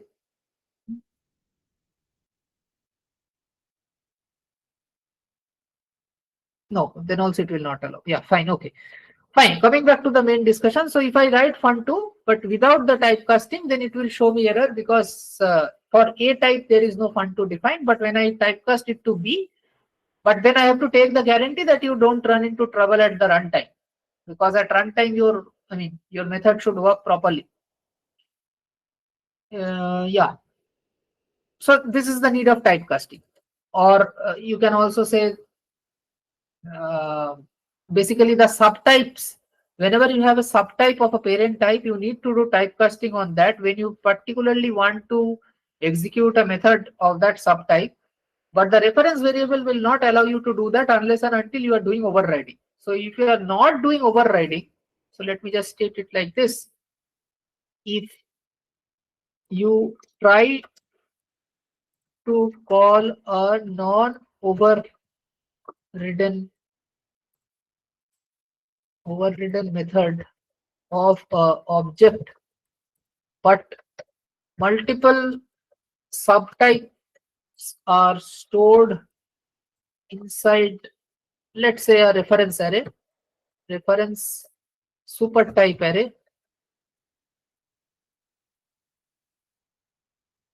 In such a situation, programmer has to do explicit typecasting in order to let the compiler know that this particular reference stores the corresponding object. Okay, I wrote it down so that you guys can have in the back of your mind, you guys can when I'm writing, you can figure out what's happening, and if you have doubt, you can ask.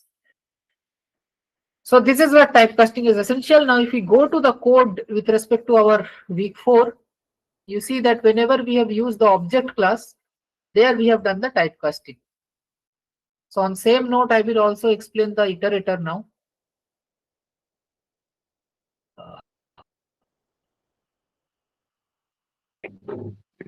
Sir, in typecasting only we have downcasting and upcasting.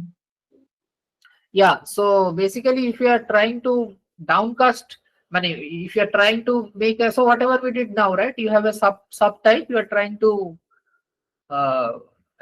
you have a super type reference variable, you are trying to typecast into a subtype variable. That's what you are doing. So that is fine.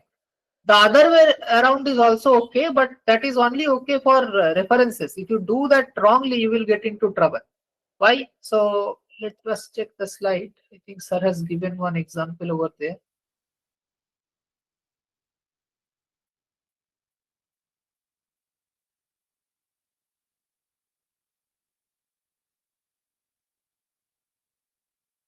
Was it in week 2 or what? 3, I think, sir. Okay, let me just check. This is object-oriented design.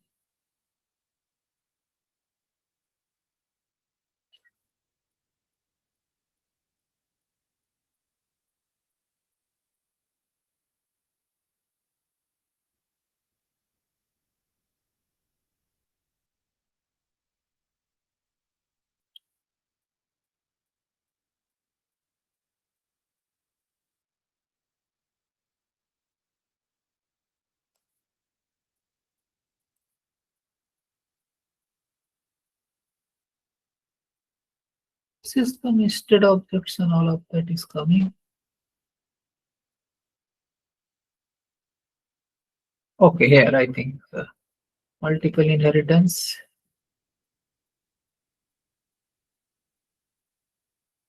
Subclasses and inheritance.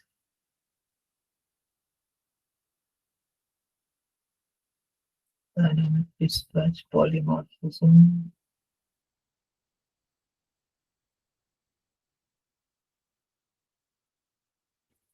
Typecasting, yeah.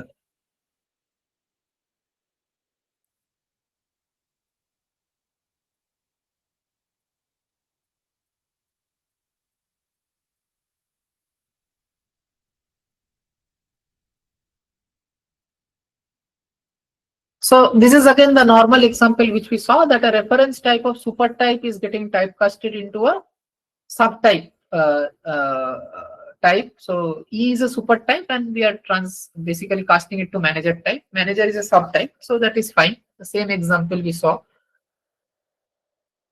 Okay, but let me just.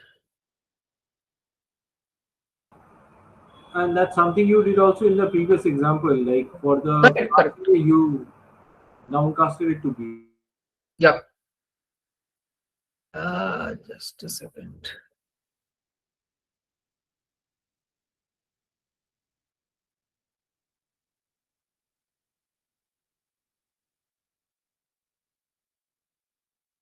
So the cast fails at runtime. I discussed all these concepts, right? But what I'm trying to see is, I think sir has explained one concept, that the casting the other way.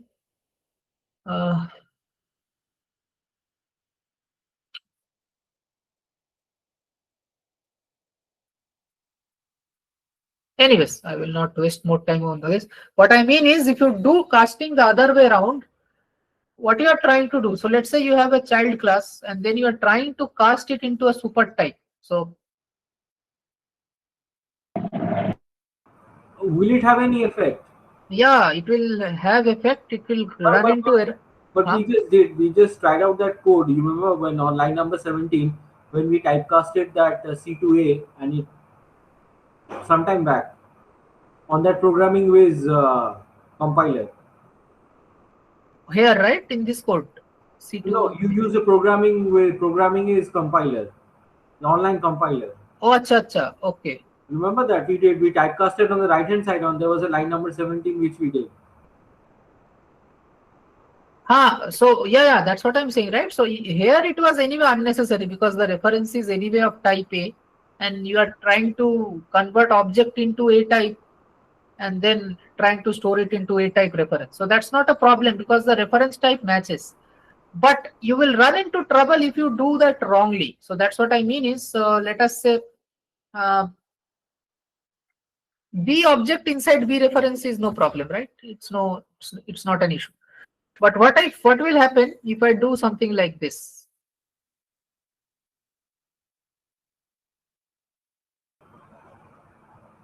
That's illegal, isn't it? Yeah, so that's what we will see now.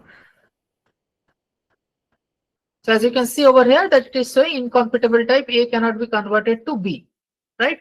But as long as I keep it A, the reference type matches, it will not show you any trouble.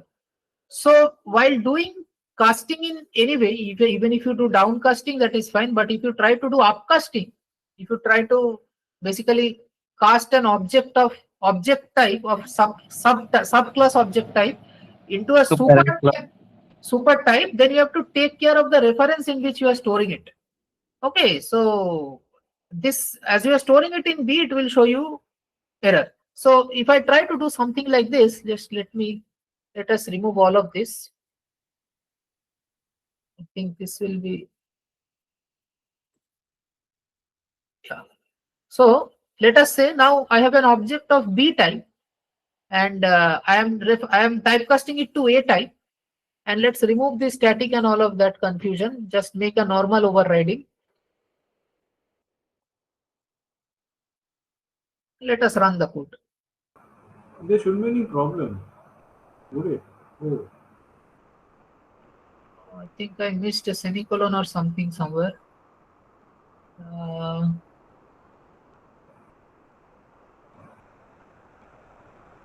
Oh, sorry.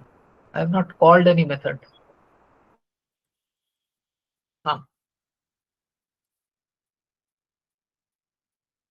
So see what's happening. The overriding is taking place as it is because the object type will be considered.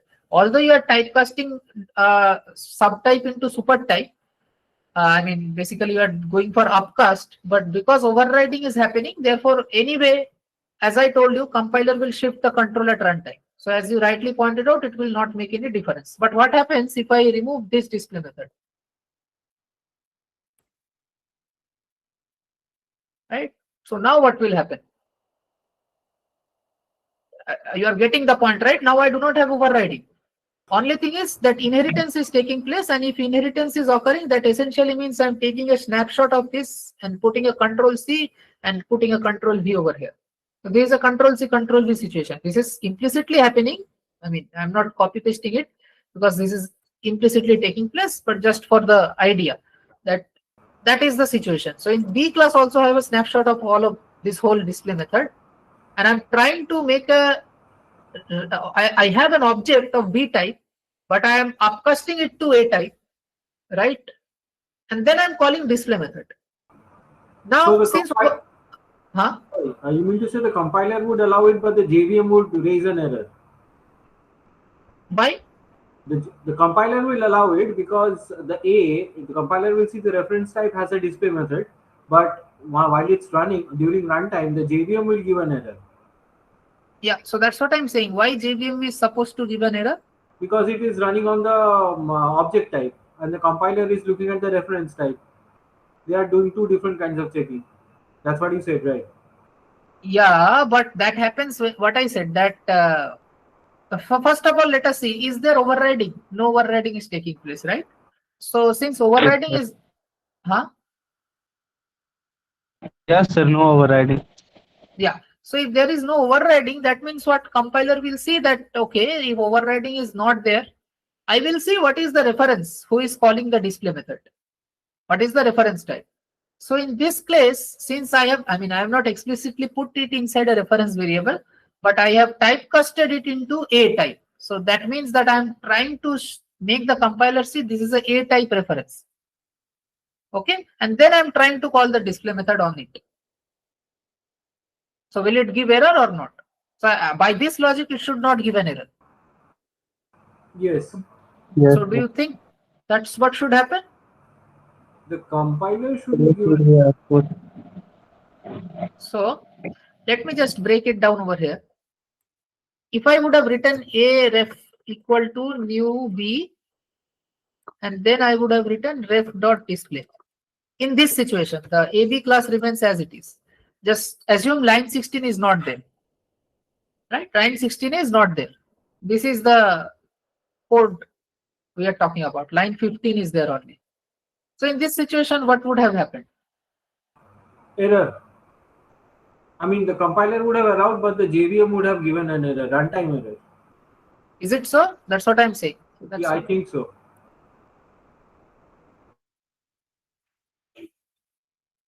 Why that will not happen? Again, the same. Just allow the same. I mean, whatever I told you, right, in the previous example, apply the same sets of logic. JVM will not JVM. The compiler will come. It will see that you are basically calling the display method. Once it sees that you are calling display method, it will see what is the condition of display method. It will go to display method. It will see that display is not getting overridden. It is only getting inherited. So since display is not getting overridden, compiler will say, I will not go at runtime. I will take care of it myself at compile time. And how will I take care? Compiler always do compile time binding, which is on the basis of reference. Right? So therefore, compiler will say that since overriding is not there, I do not need to go to the runtime and I do not need to leave my control. I will myself take care of the function call and I will bind it to the reference type, because compiler always binds to the reference type. So it will bind it to the reference type, which is what in this case ref variable. Ref reference variable is A type. So therefore, A's version is getting called. Simple. Right? Now, if that is the case in this situation, this is also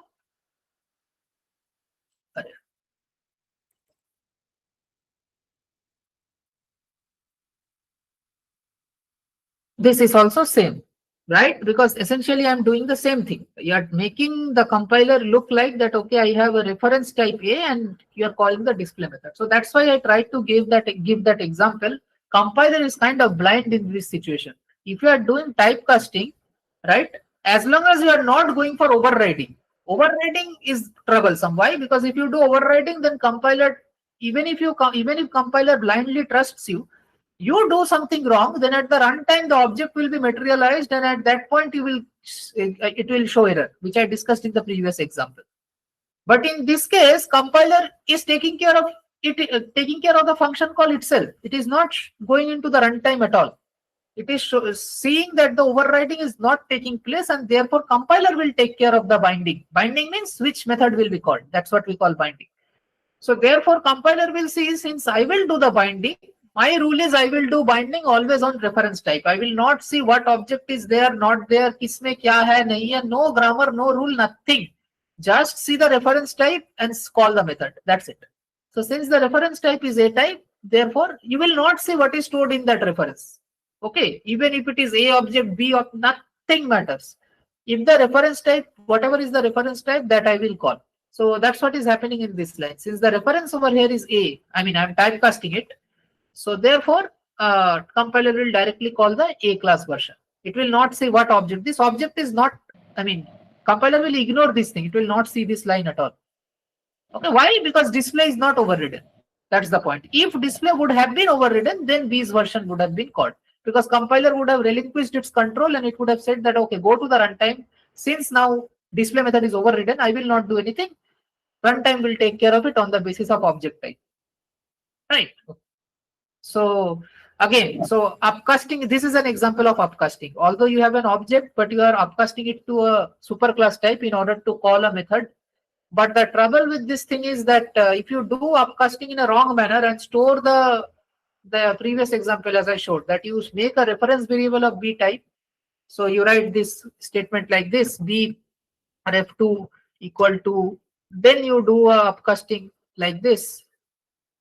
And yeah, then you write suppose new B. So this will give error. This will show you, this will, because you are basically typecasting into A and then you are storing it into B. So this type mismatch will happen. So it will show you type mismatch error. So yeah, incompatible types. A cannot be converted to B. So you're making it A and then storing it into a reference of B type. That is not allowed. You cannot store a parent into a child type reference. You can only store a child into a parent type reference. Right. So while doing downcasting, you don't have to worry a lot. But while doing upcasting, you can use upcasting like we have shown it in the previous case. Over here, I wrote that statement. You can do upcasting, but you have to be careful where you are putting what. Right.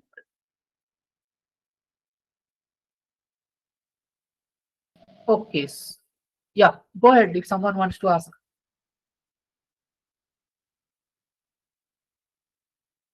Got it.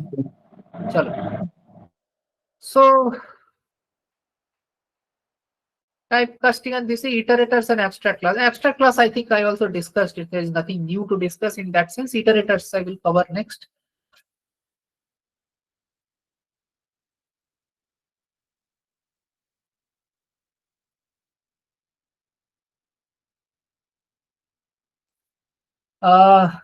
Before going to iterators, at first we have to at least see the structure of a normal linked list or normal, let's say, how to use the nested classes, right? So there are two primary applications of nested classes which we will see in this week or in our course, which is first is your iterator and the second one is your just a second, the recording was on, right? Yes, sir. Because somehow I got disconnected in middle. I thought the recording also stopped. Okay. So what was I telling? So primarily we'll see two concepts in our weeks. I mean, this on a course. The first, with respect to nested classes, the first is iterator, another is callback. Callback, we will not see its application, or I have not explained the application of callback in the walkthrough session as well. So because callback is something where we need the multi-threaded environment to actually implement it. So we will see that when we reach week 10, I think, week 10 or 11. So then we will see how the callbacks really works. But in case of iterator, which is an implementation of the, let's say, one application, it's not an implementation, rather it's an application of the nested classes, nested private class. So that we will see. But before going into iterators, let us at least use a nested private class in another context, which is a precursor to iterator, and that is the data structure itself. In order to have an iterator, you need to have a data structure. On that data structure, you will basically use an iterator to iterate through that data structure. That's the idea. So I have this code over here. We have a class A and a private nested inner class B. Okay. And what I'm trying to do over here is this class A is basically a, I'm trying to make it as an array, right? I'm making it an array. So whenever you try to insert something, you can call the insert method. I will go into the definition of each of them. Just don't look into the lines of code. Just have a skeletal idea of what we are doing here. We have a class A, and this class A is doing what? It is basically a data structure. So A is kind of a data structure. So that's why I named it A. You can assume it is array. So A is an array data structure. So over here, if I create a reference new A, that means ref is basically an array. Okay, a dynamic kind of array whose size you can select. So again, if I create another A object, A ref2, so this ref2 is nothing but another array. So all of these are array, and I can set that size of ref2, ref1, whatever. I can set the size like later on by using this set size method. So if you see the main method, you will understand what application we are trying to make. The application is like this: that I have been given a type class. A is an array, right? So you can assume that in place of A, it is array itself, right? So a ref2, a ref3, whatever object you create, all those objects will be nothing but an array. Okay, an integer array. For this example, we are only taking integer. So integer array. And then I can set size of that array. How can I set the size? By using this set size method of the A class. Okay, and whatever size 4, size 20, whatever I want to set the size, I can set the size. And then I can insert element into the array by using this insert method. Right? This insert method, insert.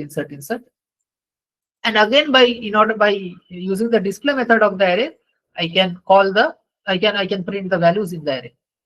Right, so this is the application we are trying to make. We are trying to make an array data structure. Now you will say array is already given. Why are we going into so much trouble? Array is implicitly provided in Java. That is fine, but this is just for the idea of what we will do in the next code. So we are trying to make an array data structure, and we have the set size, insert, and display method to do the operations on the array. That's what it looks like. Now, how will we implement it? First of all, there are some constraints or rule that I need to follow. Not rule, constraints. The main constraint is I don't want the internal implementation of the array to be available in the main method, or basically to be available in the public domain. So what do we mean by this? That means, let's say I have written this code, right? Wait, just a second. I have written from here till line number 31. I have written till this point. And I have stored it as a library somewhere. Okay. And we have yet not covered packages in Java. Once we cover packages, you will understand what do I mean by all of this. That I have stored it as of now. Just think we have stored it as a library. And like Python, you do import libraries, right? So here, as a programmer, now you came and I told you that, okay, I have already implemented an array. You don't have to worry about how to insert element into that array or delete or whatever, display element from that array. You have these three methods. I'm telling you these three methods, which are quite, self-explanatory. These three methods are quite self-explanatory, and you can set the size using this method. You can insert element into the array using this insert method, and display element of the array using the display method. So all you need to do in order to use the array is to create an object of the A class. That's what I told you. And you basically create an object of A class and you start working. And later on, maybe you are writing some complex code with respect to array. Maybe you are implementing a circular queue or whatever. You are doing something using the array. You are worried about that part of the code, the utility part of the code. You don't have to worry about the implementation of how the array insertion is taking place internally, how display is happening internally. You don't have to worry about all of that. Okay. So there are two people writing the code. I have created the data structure. You are using that data structure to implement something, some utility, some anything, right? You are writing another code. The point is, I don't want my internal details to be available to you. So inside the main method, when you are writing the array, you are basically utilizing the A class data structure. I don't want the internal details of A data structure to be available to you. So what are the internal details? Internal details like what? That how internally the data structure is represented, right? That's what I want. So therefore, what we are doing is we are creating a private class B inside the A class. Private classes or private data members are not allowed to be accessed outside the class, right? So I have encapsulated all my secret things inside the private class. So this private class essentially is the, let's say, the each block of the data structure. Fine. So I have this private class B. Now since this is an array, therefore it will, each cell of the array is what? An integer variable or integer value. So therefore we have this integer x, which will store the array element or array value. And then we have a constructor, and basically I have overridden the toString method to, I mean, just by printing system.out.println, if I put the object inside it, it will be printed. So this thing, I don't know whether I discussed or not, or someone else discussed in any session or not. The toString method overriding, this toString method is from object class. Okay, and we know object class is the super class of all classes. So if I want my object to be printed in a specific fashion, then I can override the toString method of the class for whose object I want a specific format of printing. And then that format will be, I mean, the object will be printed in that fashion. So what do I mean by that is, so let us say inside system.out.println, I directly write obj. So what will happen? It will show, it will just print the class name dot a specific number, @ a specific number. Right? If you directly put an object, any object of any class, if you directly put inside system.out.print, it will print a class name, and after that I think one @ will come, and then a specific number will come, right? So that is the object identifier. But if I do not want that, I want if that's not what I want. What I want is I would write system.out.println and put an object inside the println function, and I want the output to be some specific thing. Let us say the object, whatever members are there inside the object, the data members of that object, I want the data members to be printed whenever I do something like this. System.out.println, inside it I put the object, and I want the data members to be printed. So in order to achieve this, how will you do this thing? In order to do that, you can override the toString method of the class for whose object you want the formatted output. Right? So this is the syntax. So you have to write this public string toString. This syntax is permanent because again, toString is an object classes method, and this is overriding because object class is superclass of all the classes in Java. So here you are kind of overriding the toString method, therefore. So you have to follow this public string toString, and then inside it you have to return the string which you want to print. So in this example, I want to print the class get class. I mean the class of the object. So in this case, this get class will give you A, because this is basically A classes object. So A will be printed, and followed by a semicolon will be there, a colon will be there, and then after that this dot x. So the value of the integer will be printed. So whenever I put the object of A class, B class, sorry, not this dot get class will be B class, right? Sorry, because there is an inner class. So B class B will be printed. So whenever I basically take an object of B class and put it inside println, right? What will happen is B colon whatever is value, that value will be printed. So that is toString method override. Anyways, coming back to our previous discussion. So we have this private inner class B, which is encapsulating all the secret details which I do not want to be leaked in the main method. So therefore we have this inner class, right? Okay. Now, so the inner class only represent each cell of the data structure, each element or each cell of the data structure, not the whole data structure itself. In order to keep the whole data structure, I have the A class, right, which is basically the data structure class, A class. Now over here, I'm creating an array of, I'm implementing this array by basically using the internal array representation that Java provides me. So I'm using that B type, I'm creating an array of B type, right? A reference variable, not an array, a reference variable of B type. And I'm making a static int count variable to serve the counter purpose. And after that, what I'm doing is I have these three methods: display, insert, and set size. So I will define this method. So obviously set size method will allocate this ARR with the size of the array which you want to create. So like in the main method, when we created a ref variable, which is basically an array. So we basically set the size of the ref array, right, by 4. So therefore here the set size will do that. It will accept the int size as argument over here, and then it will just create the new B size array, right? Okay. So that is set size. So this is happening on this data member, this B ARR data member, right, of the A class. Okay. After that, what we are doing, we have this insert method, normal array insertion. But how will we do the insertion? See, I will try to insert an integer value, right? Inside the main method, you only know that it is an integer type array. So I will insert 10, 20, 30, whatever. So writing 10, 20, 30 in insert. So therefore, this is int. In the insert function, this is int val. It is accepting an integer value. Inside the A, so this is ref, right? Ref is what? A type reference variable. So inside A classes, we have this insert method. And then what I'm doing is, see, the internal cell, as I again said, just have this skeletal structure in your mind. A is the data structure. B is each node of the data structure or each cell of the data structure. So if I have to put an integer value in the data structure, essentially I will put that into one of the cells or one of the node of the data structure, right?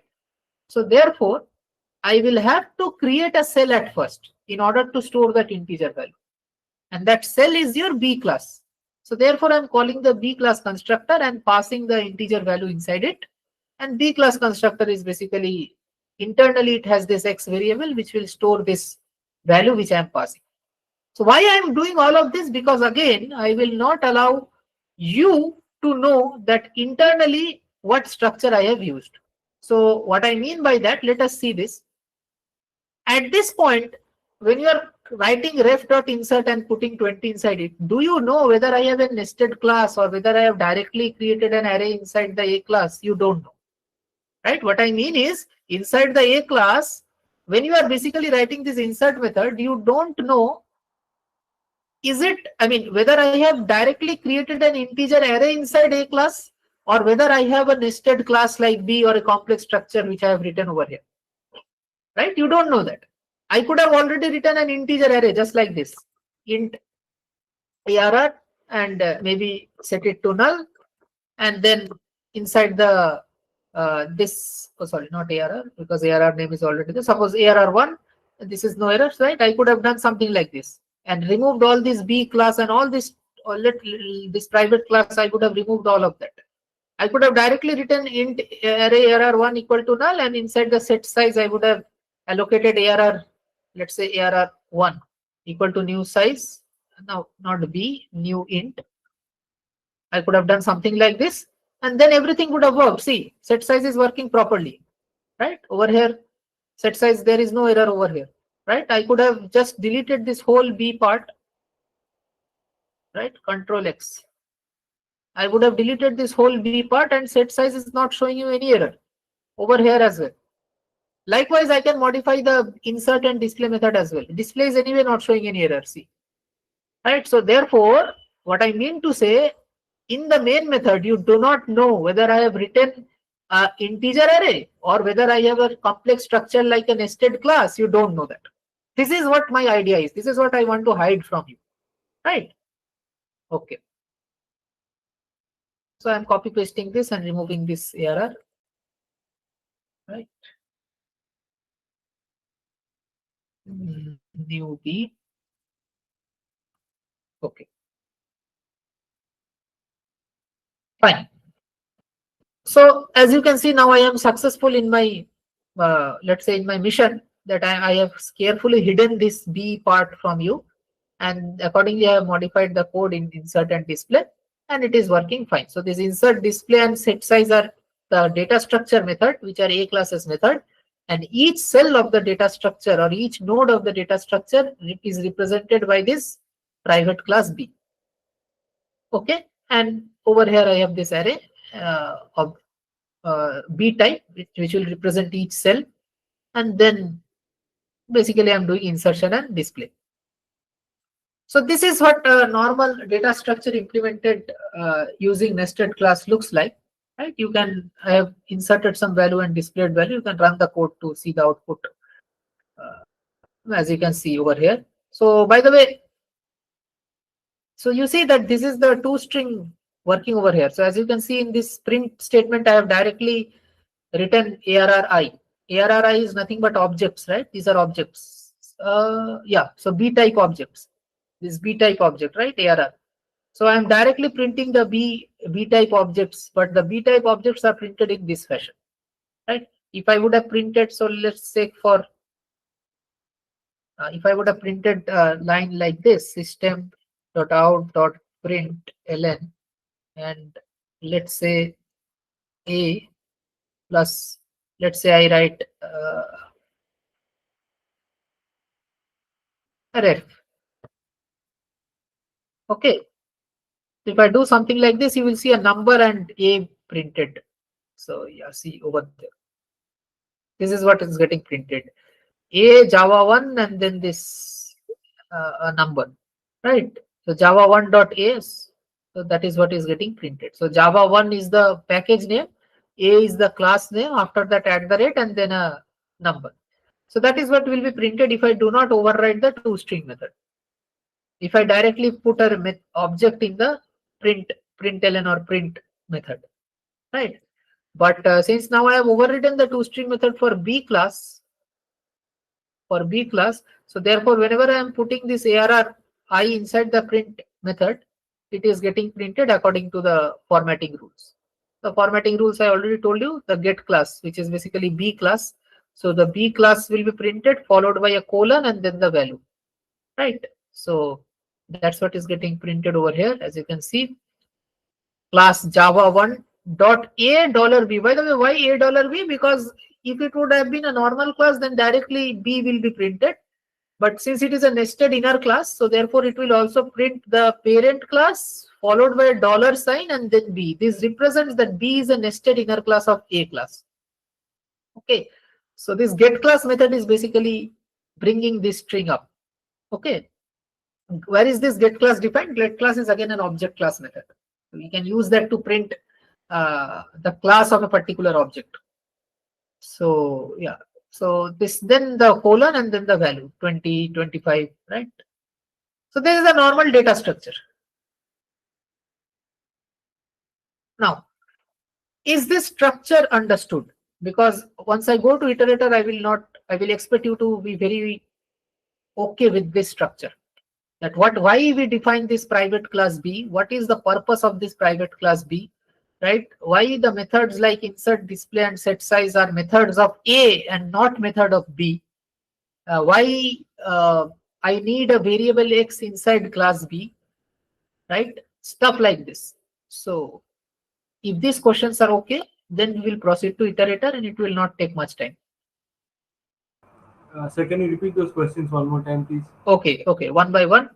First thing is, I will take a pause after each question. If you have doubt, you can ask. First of all, why private class B is needed? Okay, I could have I shown you a little bit earlier, I could have created a normal integer array, right? And I would have done all the insert delete using that simple int array. I would have completely eradicated B from this code. B would not have been there. Just define a normal integer array inside class A as the data member, right? Over here I did at this place I just defined a little bit earlier. Integer array, and I will set the size of that integer array. I will insert into that integer array. I will display from that integer array without making any change in the main method. The main method will be as it is. All I would do is delete from here to here and then write one line. Sorry, not from here to here, from here to here. I mean, I will delete the whole thing of B and then I will just write int AR equal to null. That's what I will write. Okay, and then I will do all the steps using this ARR. Right. So why I am not doing that? So basically, why I am just a second. So why I am not doing that? Why I am creating this B class? First of all, that should be the utility of the B class, the necessity of the B class should be clear. Okay, that is point one. The point two is what does B class represent? What does A class represent? Okay, B represents each cell or each node inside A. A is the complete data structure. A is the complete data structure. B represents, so that's why you write A dot insert. I mean, not A dot insert. A, you create the object of A class and then you write that object dot insert or that object dot display. You do not write a B class object dot display. Anyway, you cannot do that because B is private. But that does not also make sense because B is a node. A is the data structure you are talking about. B is a node inside that A data structure. This should be clear. Other thing is why we are defining this set size, insert and display all these method as a part of A class and not as a part of B class. So these are the doubts. Okay, fine. Now we are moving to iterator. So this is a basic data structure creation using nested inner class.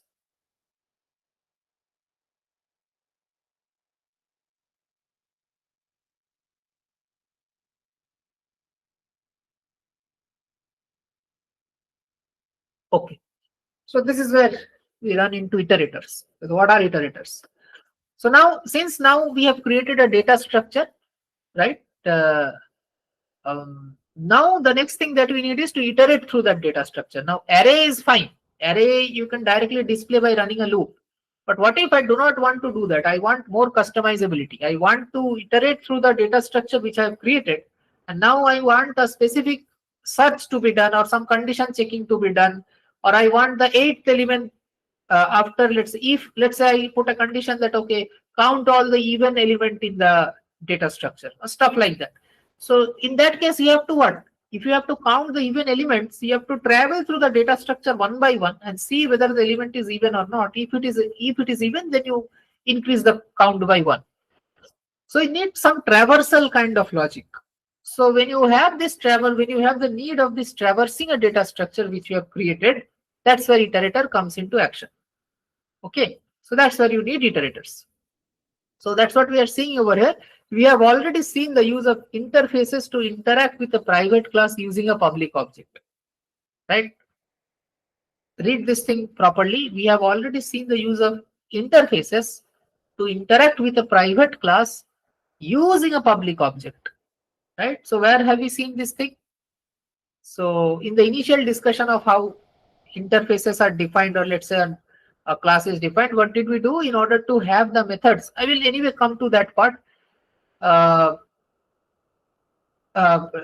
in the initial, I think in week 4, lecture 2 or lecture 3, where it was, the topic was, I think, state of the object or something like that. What was the name? Interacting with the object, right? I think interaction.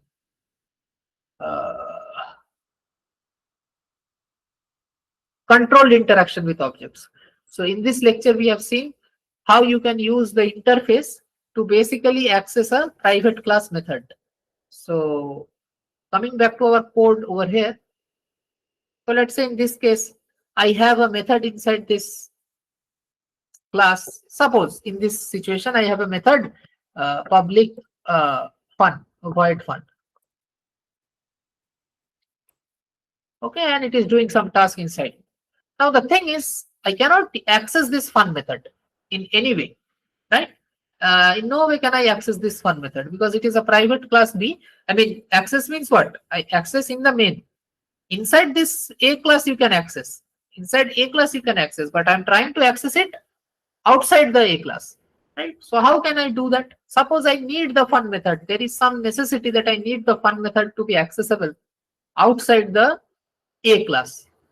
Basically in the main method, I want the fun method to be accessible, but the other part of the implementation should not be accessible. So this index, all these things, if I'm creating a private class or not, all of these details, whether I have directly used an array or whether I have created a private class like on the screen, all these details should not be leaked to the main method. But there is one method, the fun method, which I want somehow to be allowed to be used in the main method. So this is what I want. So since I have, and that fun method will only be described inside the B class because let's say it is the inherent property of the B class.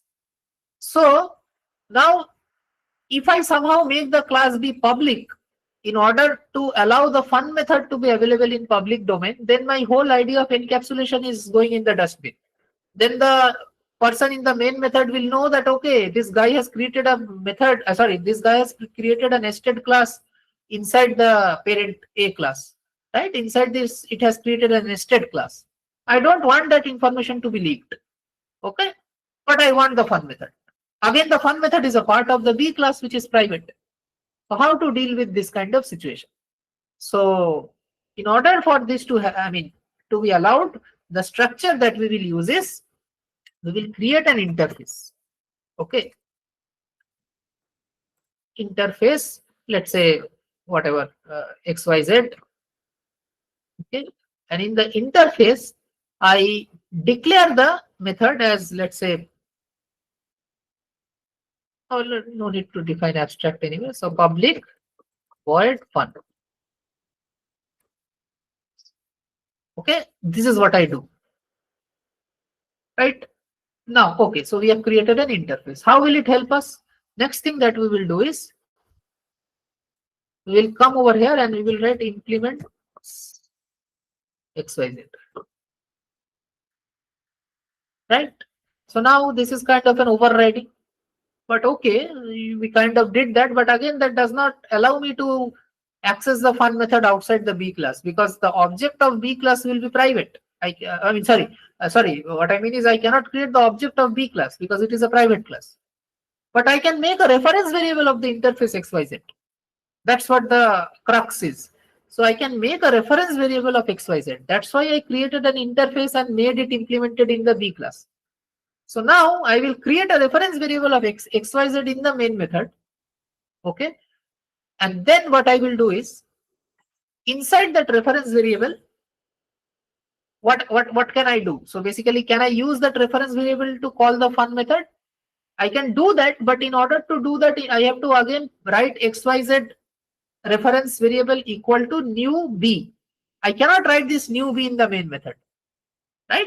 In order to call the fun method of the B class, I can take a reference of XYZ and put a new B object inside it and call the fun method of B class. But that is not allowed again, because B is a nested class, nested private class. So how to deal with this situation? So therefore, what we will do over here is, we will create another public method. Now, A's public method, we don't have to worry, right? Because A will anyway, whatever information is there inside A, that is anyway available to the user. Basically, I mean, in the main method. So A can have all methods allowed to be, all information regarding the methods of A will be there inside the main method. So what I do is, I create a new method inside A. So let us create a new method inside A. Let's say and public, and let us call it call fun method, or not call fun method. Let us call it get object or get executor. I will not say object, because as I said, I don't want the user to know whether I have used class or whatever is the internal structure that I have used. So I will just make a method called public void get executor. Not void. It will return the XYZ type. So XYZ get executor. Okay. And then what I'm doing is, return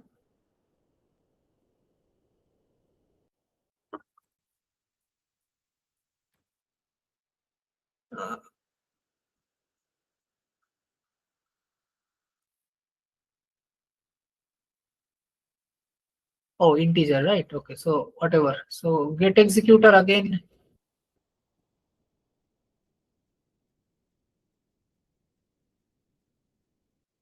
Right, so since this is an integer variable, I'm just just a second. Sorry. This is not how it shall be. I want to call this method, right? So I have to return the object of this class. So XYZ get executor is fine. And if I have this fun method, Okay, anyway, so that will not make a difference. Anyway, so just for the explanation purpose, the iterator will work in a little bit different manner, but just for explanation purpose now I am showing. So basically I create another public method get executor, and inside this I can call the B class constructor, right? No problem with that. So when I'm passing a variable, I'm passing an integer value. Now this will return me a B class object. By the way, I can call this get executor method inside the main method, right? And why is it allowed? Because I have this XYZ as the interface type. And I could not have written here B if I did not have the interface.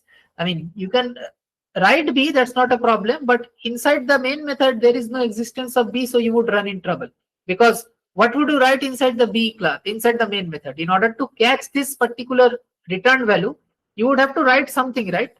So here it is not showing you error because B class is a nested class of A class, and you are writing this method inside A class. So inside A class B, you can freely write this B anywhere. So I'm writing B. But in the main method, there is no existence of B. So if you write a reference variable in order to catch this value, and you write the reference variable as B obj, then it will show you error because B is not known outside the A class.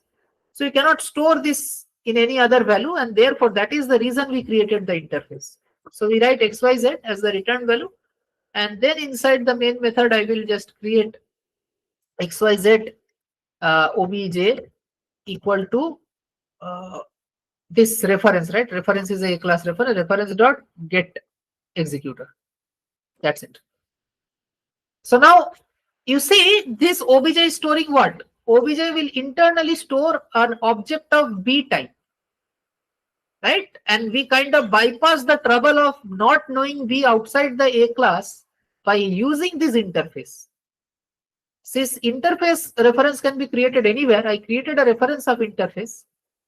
Since B was a nested class, I made B implement that interface, and that helped me to return the object of B internally wrapped up inside a reference variable of the interface type, and I catch that into a reference variable of interface type, and I'm calling the get executor method. I catch that inside the reference variable of interface type.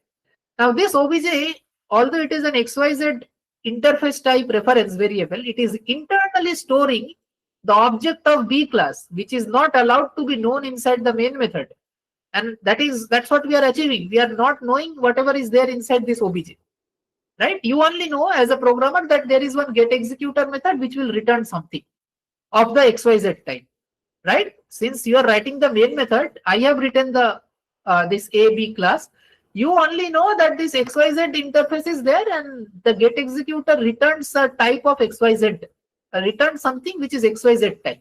You don't know whether it is B type, C type, what is the name of the inner class I have used. You don't know any of that. You only know that XYZ type will be returned. What is there inside XYZ, you don't know. That I know. As the other programmer who has implemented the data structure, only I know. You don't know. Okay. Now, at this point, our main concern was what? To call the fun method. Correct? So if I write obj.fun, it is working, right? Why? Because again, the interface fun method definition is there. At this point, obj is XYZ type. XYZ type has a definition of fun. So it is not giving you any compilation error. But at the runtime, when it goes at the runtime, what will happen? At the runtime, the object will be materialized. And once the object is materialized, it is basically a method overriding that's happening over here. Why? Because the interface fun method is overridden internally by this method of B class, internally B class, right? It implements the interface. So it will override the method fun. And this particular reference storing the B class object will be able to execute the fun method corresponding to the interface. Corresponding to the inner class B by using dynamic dispatch.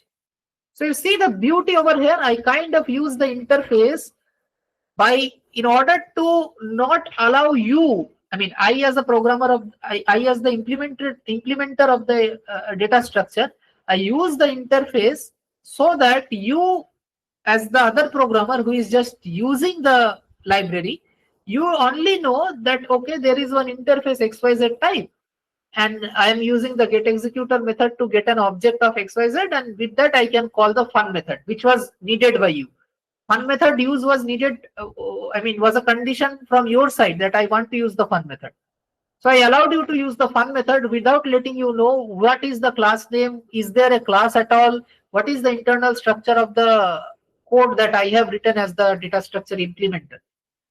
You only know that there is an interface XYZ, and that allows me to call the fun method. You don't know the internals, right? So therefore, a private class can be used, a method of a private class can be executed in the main method without letting the programmer know the internal details of the data structure by using the interface. That's what we have written over here in the iterator code.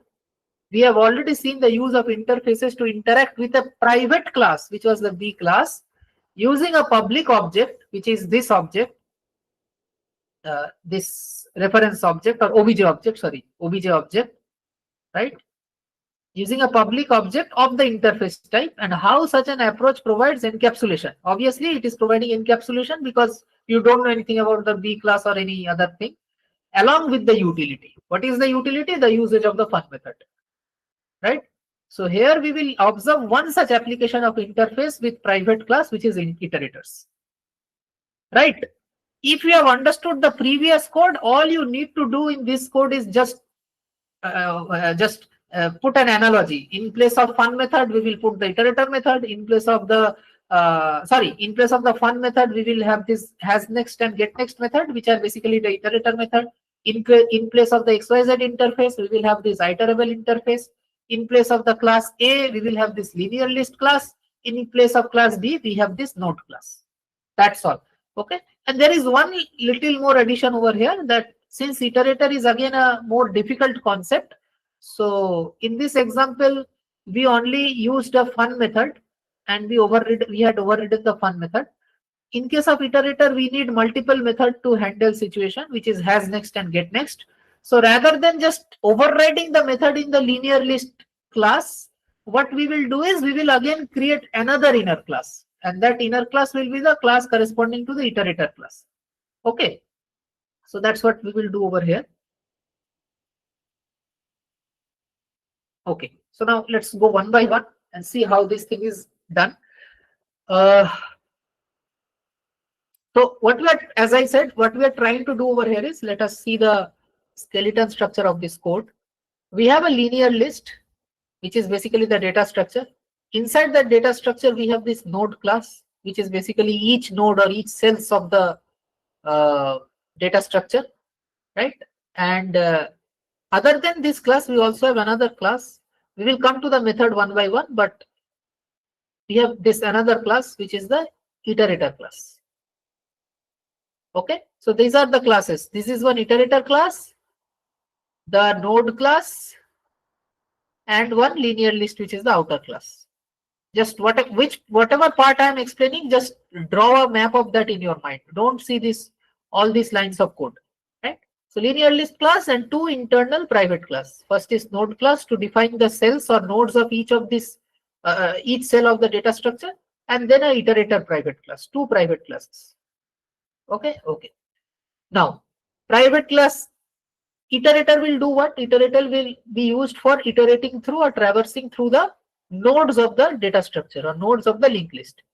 So since I need to travel through the nodes of the linked list, I am maintaining a node pointer, which is I have named as position.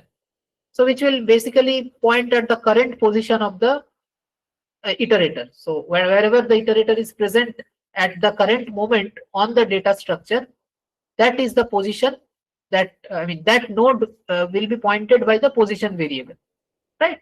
Okay. After that, we have this iterator constructor where we are basically assigning it with the head pointer, right? Why? Because first of all, the iterator will always start from the head of the data structure, right? So head pointer. So where is this head pointer defined? Okay. The head pointer is a data member of the linear list class, because in the previous case, as I said, size was the data member of the main A array, right? Array class, which we had previously, A class.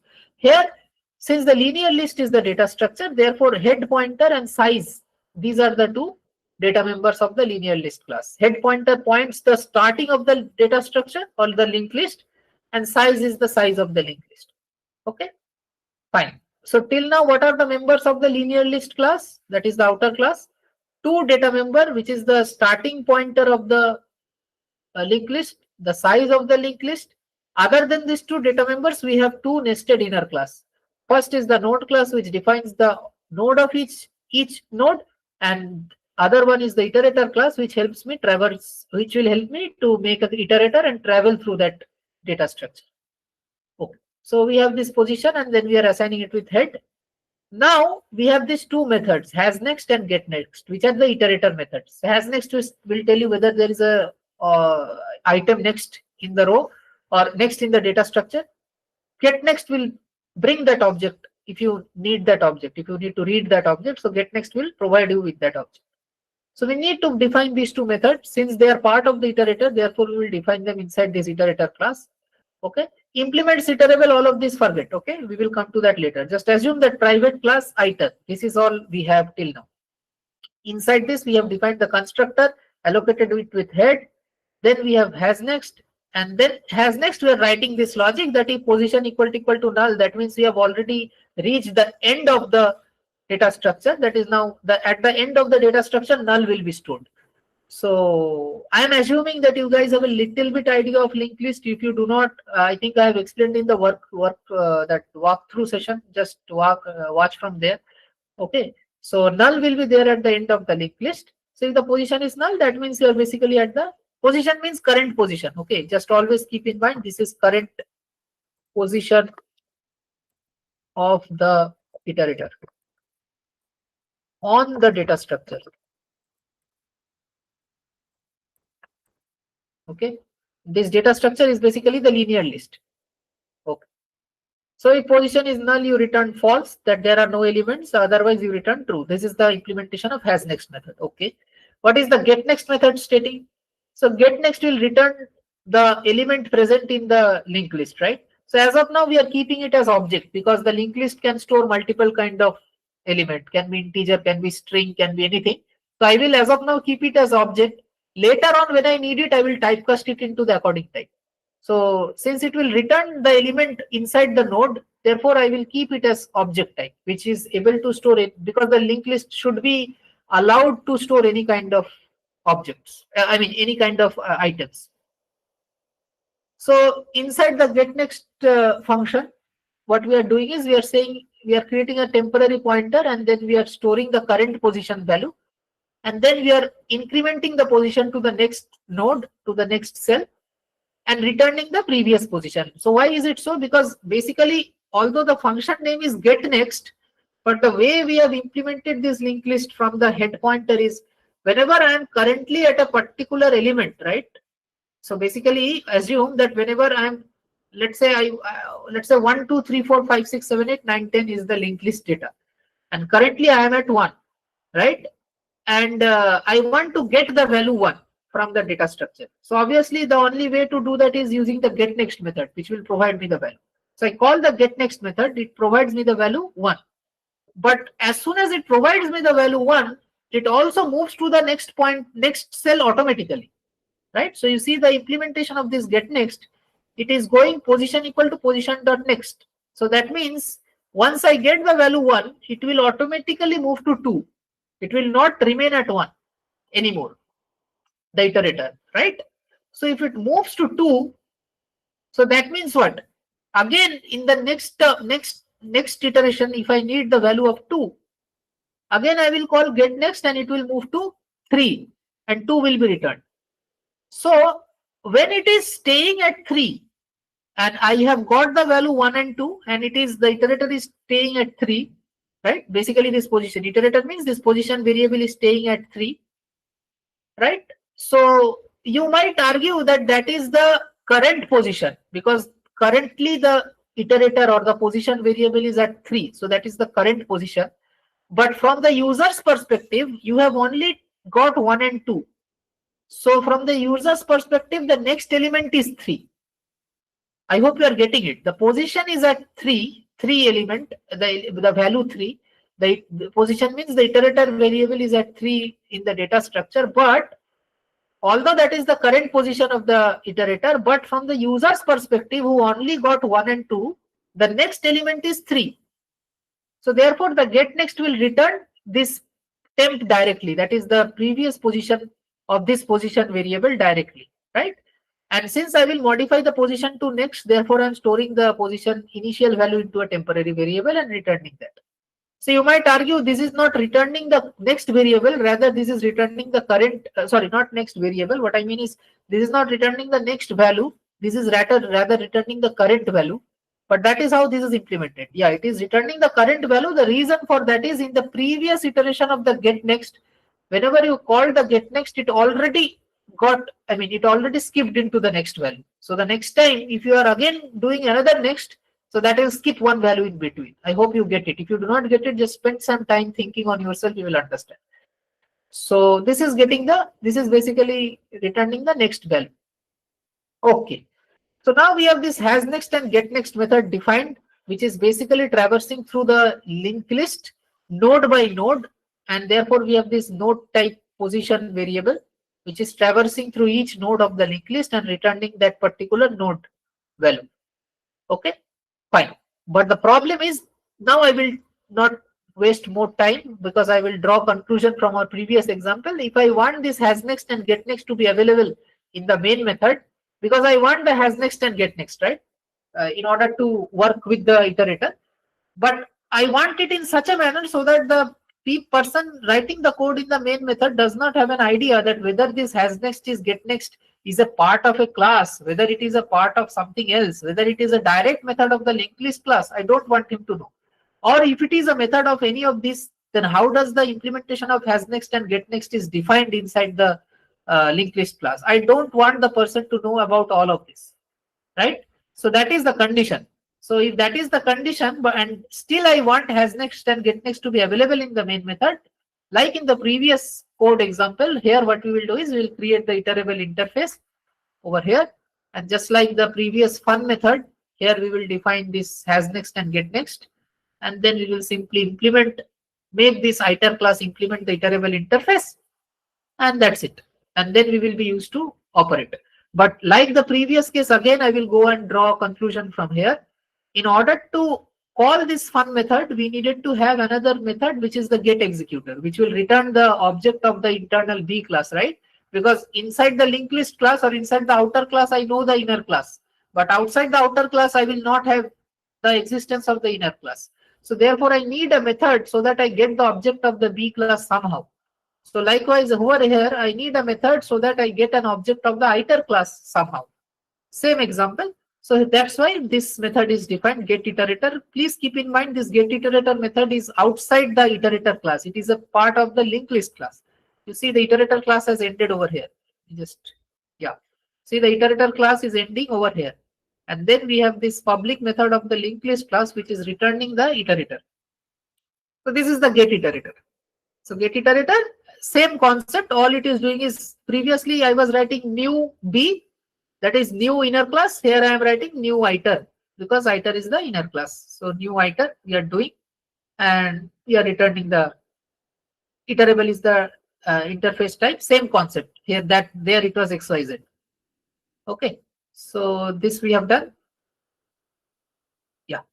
So till now what we have seen, again having a brief skeletal structured discussion of the whole code. Let me just go here. Why I am doing this is once you understand this code, you will be able to answer most questions in your quiz, which might come from nested class and inner classes. So I have a class linked list. I'm writing LL or linear list, whatever. So basically that is the inner class. Inside this, I have two nested classes. The first nested class is private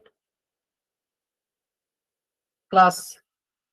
Okay, the node class. I'm not going into syntactical correctness, so just I assume all of those things are defined. Then I have another class which is private class iterator or iter in this case. because I want the two methods has next and get next to be available in the main method, so therefore it implements iterable. Okay, inside this I have the explanation of, I have the description of has next method, get next method. Okay, and other than that, one important point is I have the first thing which is there inside the iterator class is the position pointer, which is basically the iterator. So this is essentially your iterator. Use another color. This is your iterator. This position pointer is nothing but the iterator. Okay, so this is all I have inside the iter class. Other than that, what I have? Okay, in order for this iter class object to be returned outside the node class, outside the linked list class, I need a function which is public get iterator, which is iterable, the interface type, because it will return an object of this class which is implementing iterable. So this is also iterable type return. Return iterable. Return type is iterable. Public iterable get iterator. Please understand this structure. Why we need what thing? I have a node, I have this class, and in order to return the object, I need another method. So therefore, get iterator method. So have this structure in your mind, okay? And then whatever may be the case study provided to you in the exam, it will be a carbon copy of this structure. Okay, so there will be just, if you have this thing in mind, it might not be with an iterator example, it might be with some other example, but the idea will be just carbon copy. So iterable get iterator method, which is doing basically returning this iterable type, which is new iter. Okay, so now I have the object of the inner class. Okay, what else do I have inside the linked list? Since the linked list is basically the whole data structure, so in order to maintain that data structure, I need to have the head pointer where the data structure starts and the size of the data structure. So I have the head pointer, which is also a node type pointer, right? Node head, and another we have the int size. Fine. These are all the things that we have seen inside the things. And other than that, now since the node is there, in order to insert element into the linked list, I need insert and display and all these functions, right? So iterator is another part. Iterator is traversing through the data structure. That is separate. That is these two things. This is your iterator part. Okay, this is your iterator functionality part. But in order to create the data structure itself, you need to have some methods, right? Insert, delete, all these things. Otherwise, what will iterator do? Anyway, you will need to create the data structure at first. That is the first thing, which we have seen in the previous code. So therefore, we have some other sets of method, which will be the data structure part, which will create the data structure. This will be your insert method. Let me see the name which I have used. I will append is there. Show data is there. Basically your insert and display. So yeah, two methods, append and show data. Yeah. So you have the append method over here, basically which is your insert method, and the show method is there, which is nothing but your display method. So this is your whole iterator code skeleton. And logic by logic, why we created what function, why we created which class, we have the whole code. I mean, this should be, this picture should be there in your mind, right? Please be clear with this picture.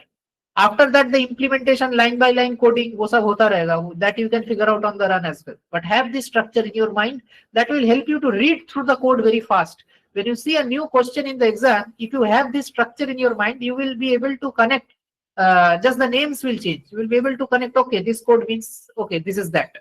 This function is analogous to that function which we have described in the iterator. Right. So that connection you will be able to do, and you will be able to answer the question quickly.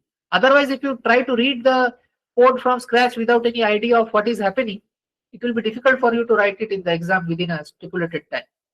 So have this blueprint of the code very properly in your head, that why we are defining what and what is serving what purpose. Yeah, that's it. Then there is this append method and delete, sorry, not delete method, show method.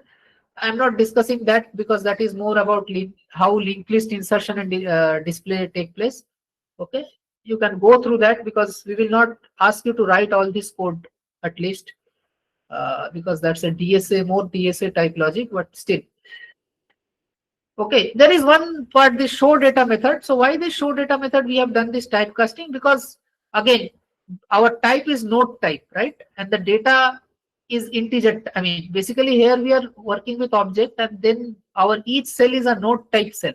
So therefore, in order to call the get data method of the inner class over here, the get data method, which is returning this dot data, right? So in order to call that, I need to convert the object type into node type.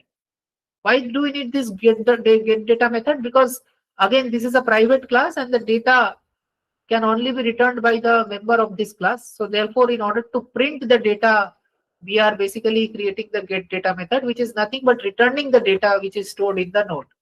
Right.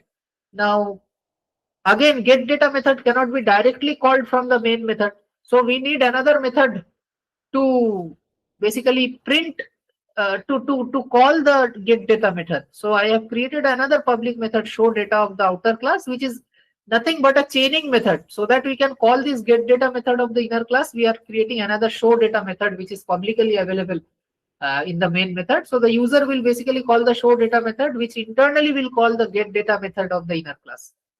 We have one level of transitivity over here. The reason for that is we want to hide the inner class from the user. Same logic.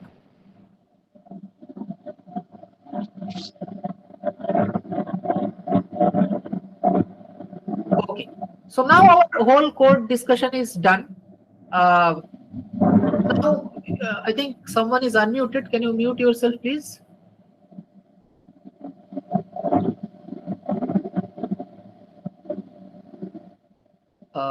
Okay.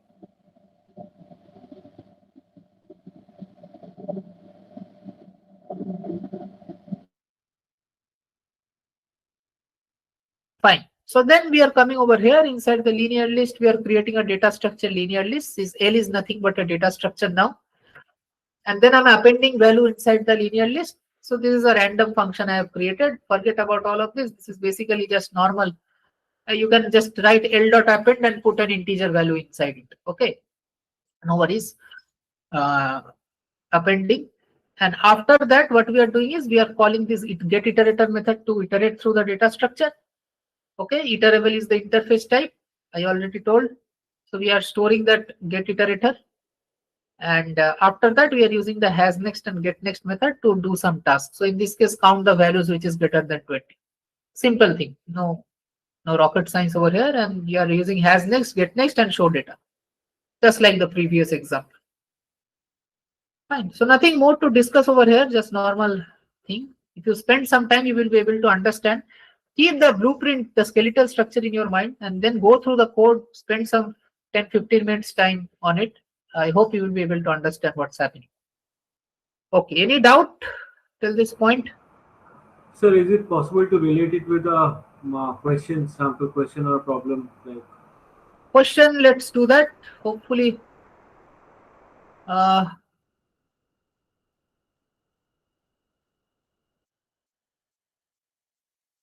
Let me see if we have some interface class kind of stuff.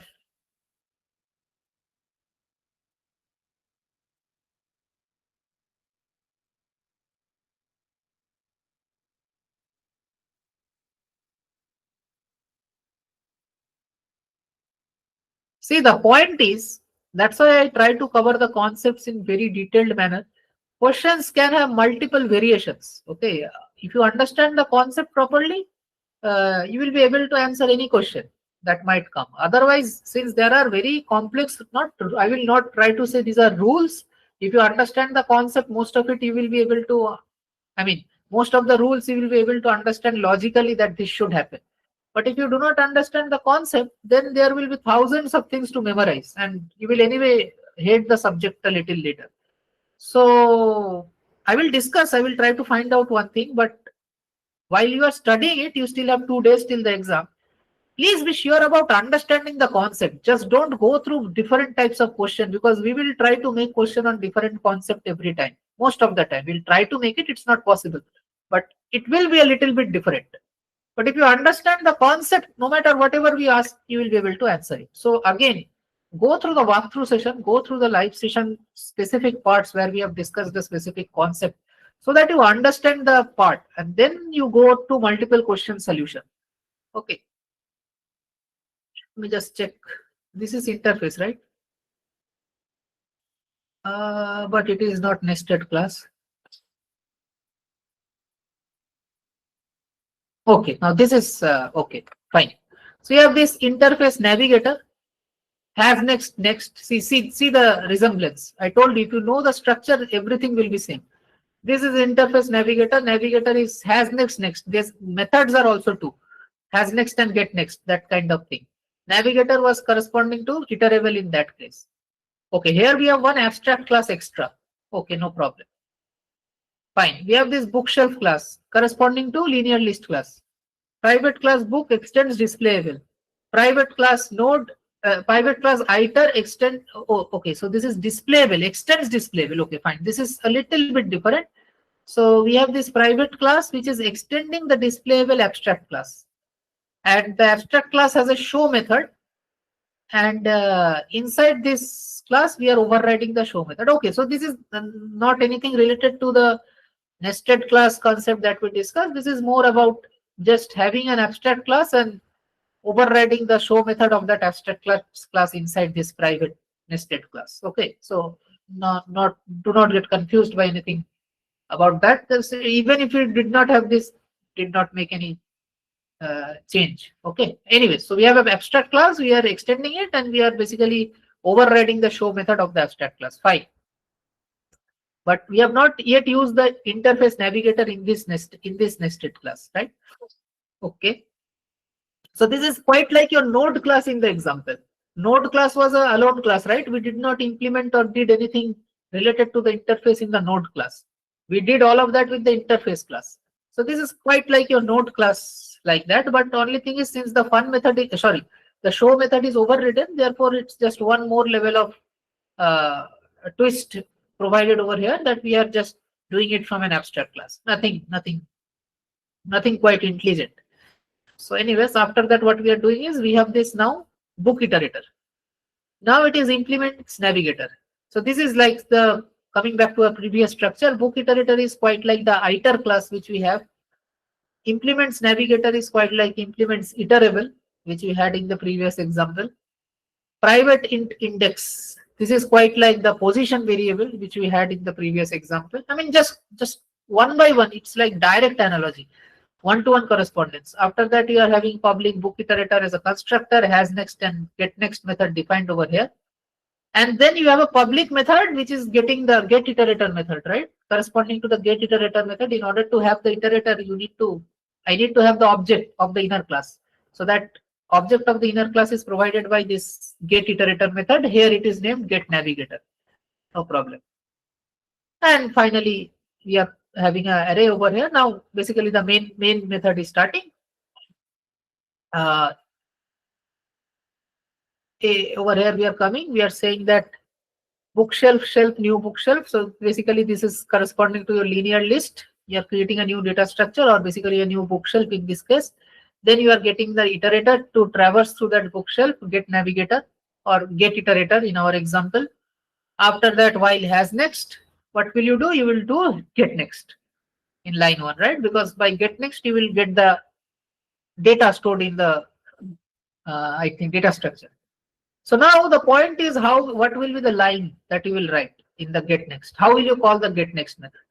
So I already discussed get next is what our main concern was. In order to use the private class member function has next and get next, we defined the interface over there, right? So basically we need to have the interface.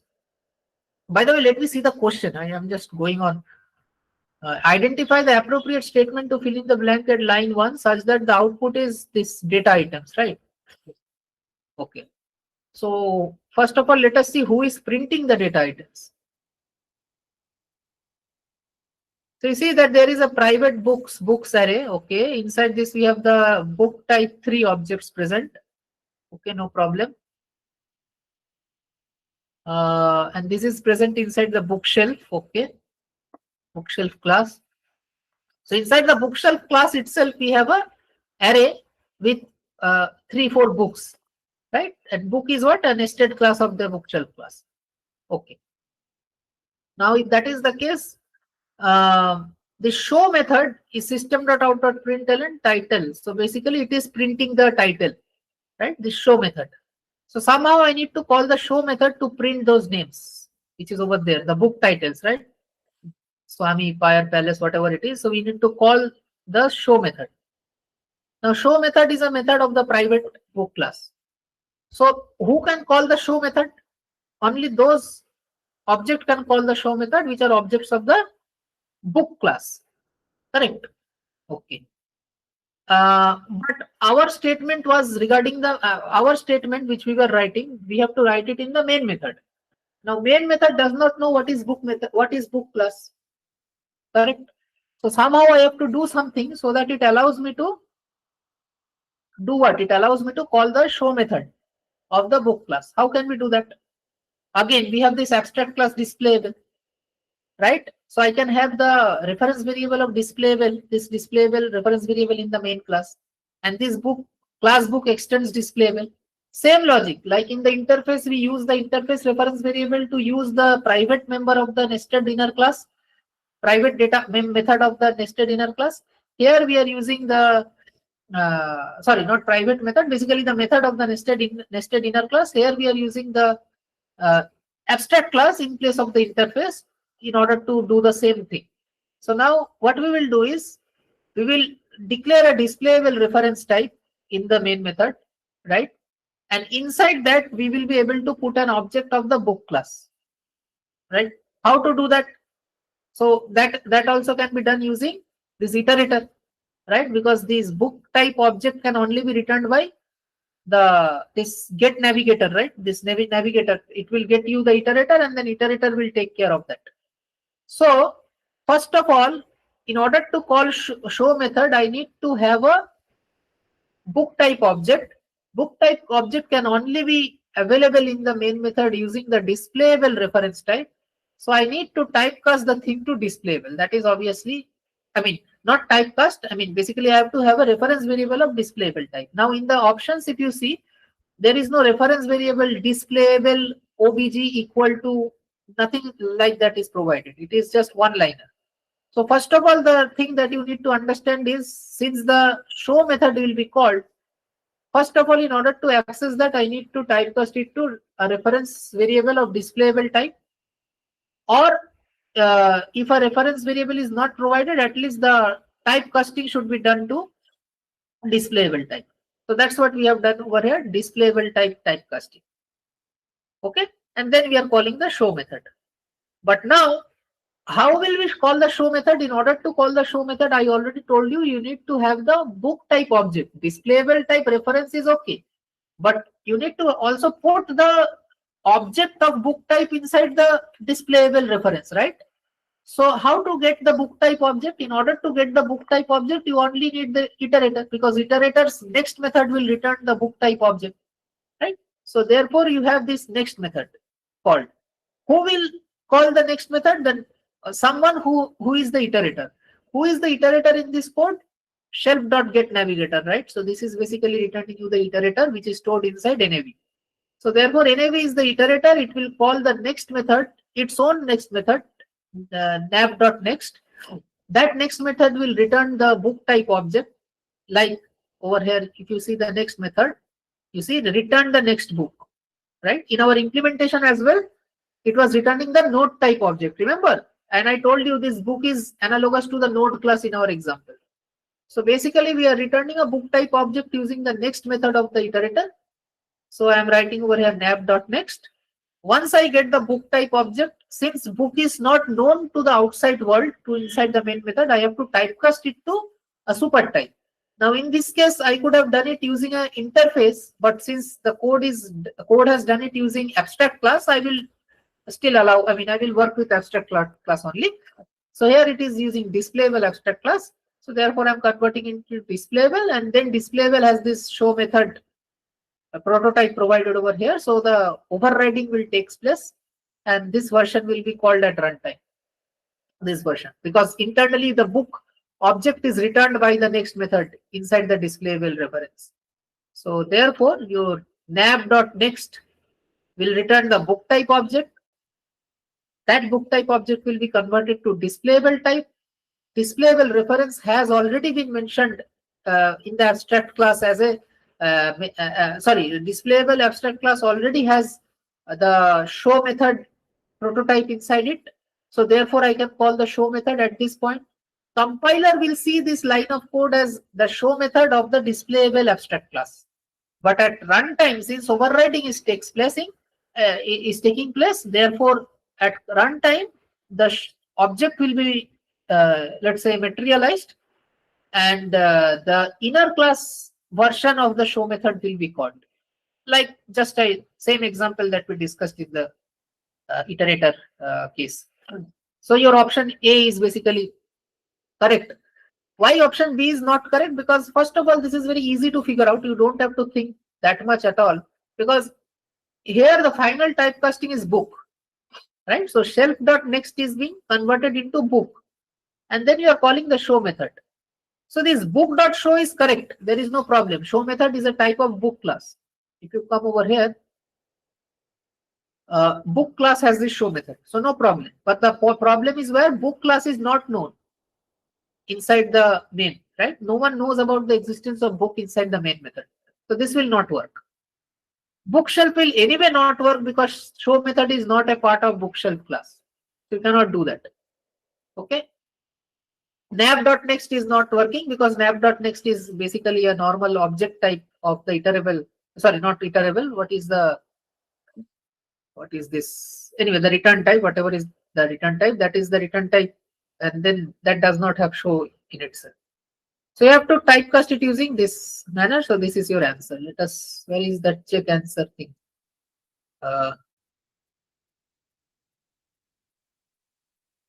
What?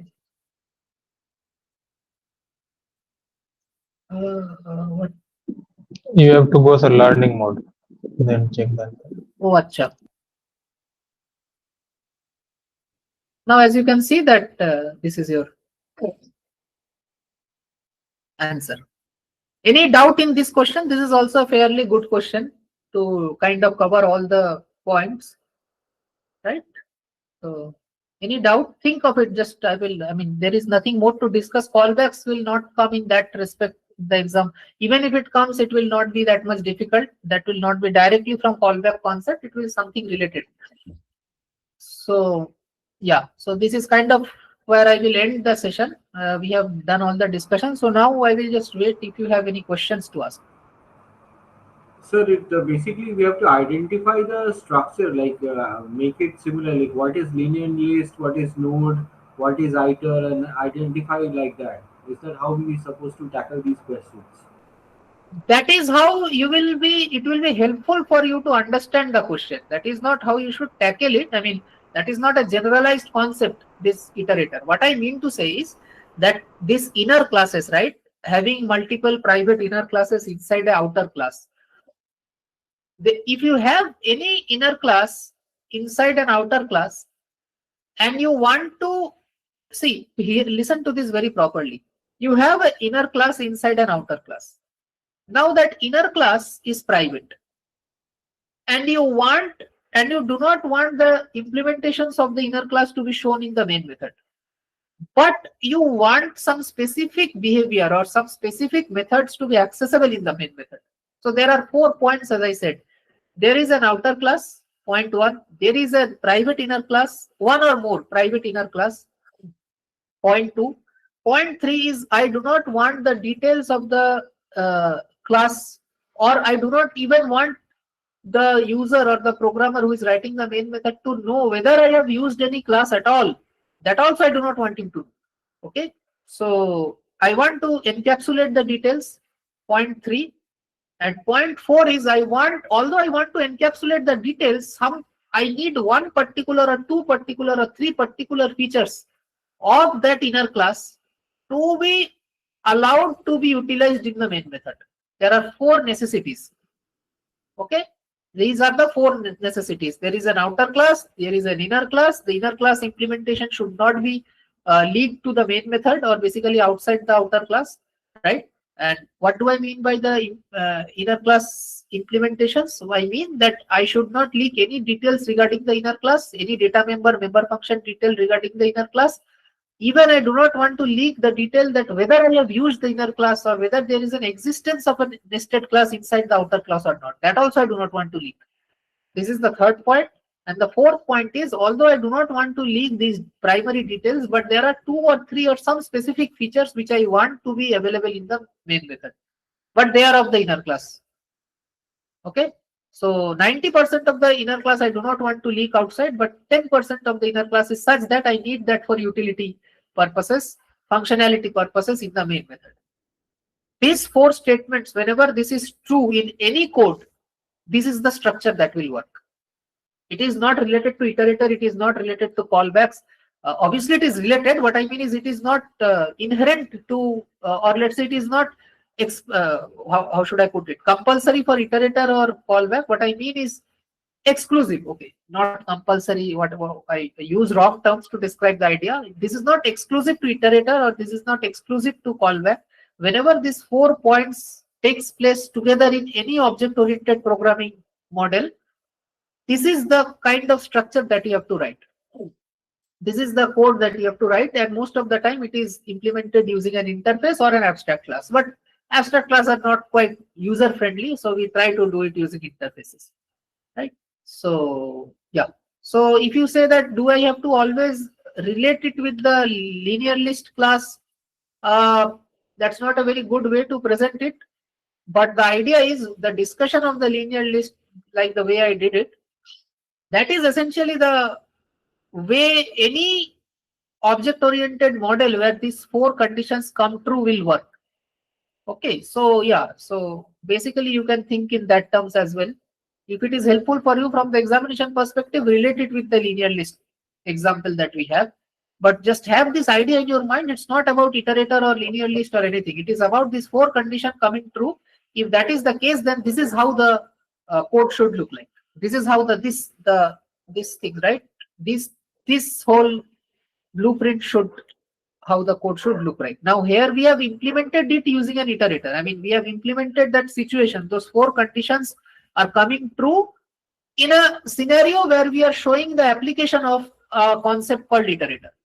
In callback, those 4 conditions will come true in a scenario where we are using callback, right? But there can be multiple other cases as well.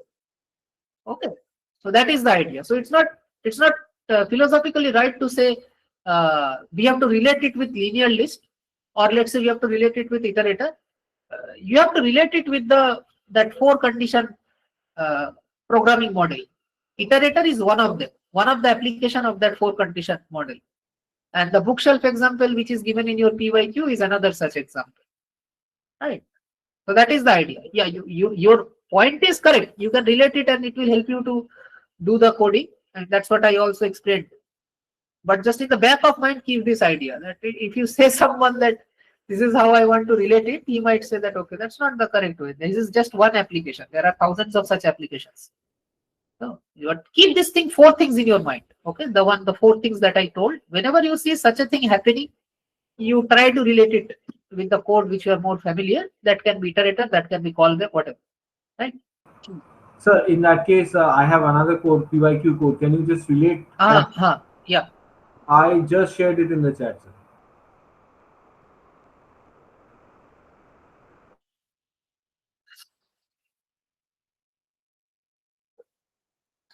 Has next, get next, abstract class shape list. See, this is a constant, okay. Private int limit, okay. Array, okay. Extend shape, okay. Overriding the draw method, obviously, okay. Same thing, right? I mean, iterator implements it. Just a second, huh?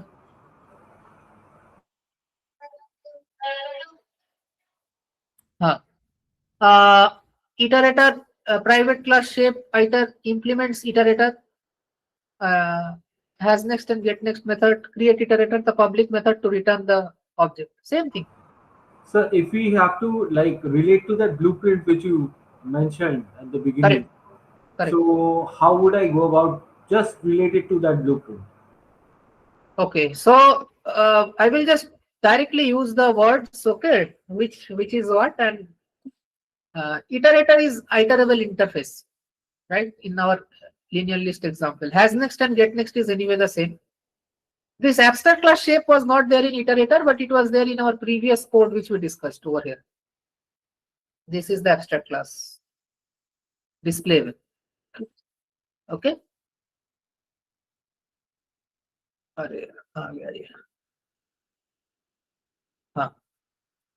Fine, this abstract class is doing nothing. It is basically having this draw method, which is basically inherited in the shape list class.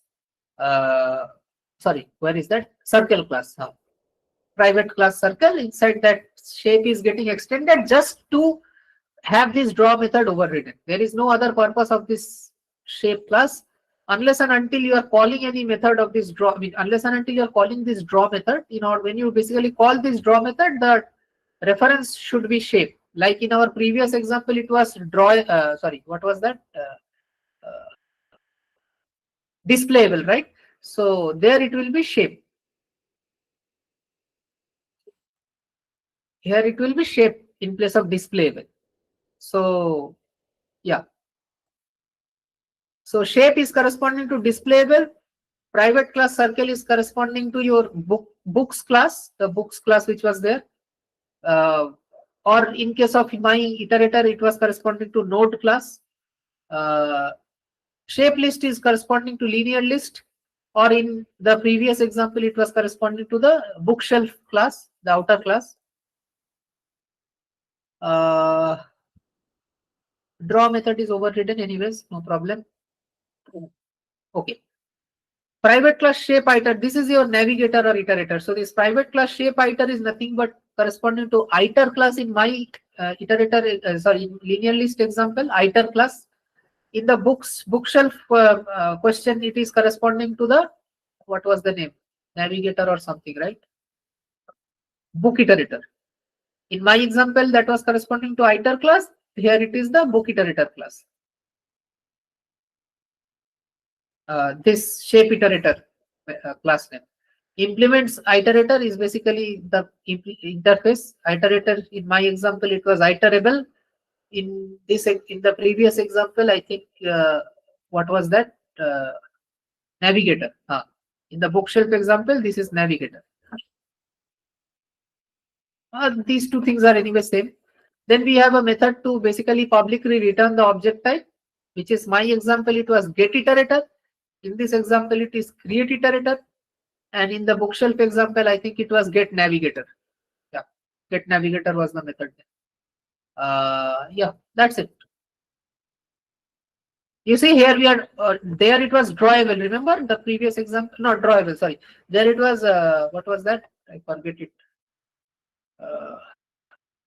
Displayable, right? The abstract class displayable, which show method was there, and the book method was overriding it, overriding the show method. Over here, we have the abstract class over here as shape, right? I think shape it was. Abstract class shape, which is the draw method. The circle method, circle class was overriding the draw method, right? In the previous case, it was the book class, which is overriding the draw method here. And we are calling the iterator by transforming it into shape. There we were transforming it to what? We were transforming it into the displayable, right? So the answer was therefore displayable. Here, see, you are doing it using shape. there we were corresponding to shape displayable was there, I told you. So therefore here the answer was displayable. Okay. Okay, sir. Chalo, anyone else has anything else to ask?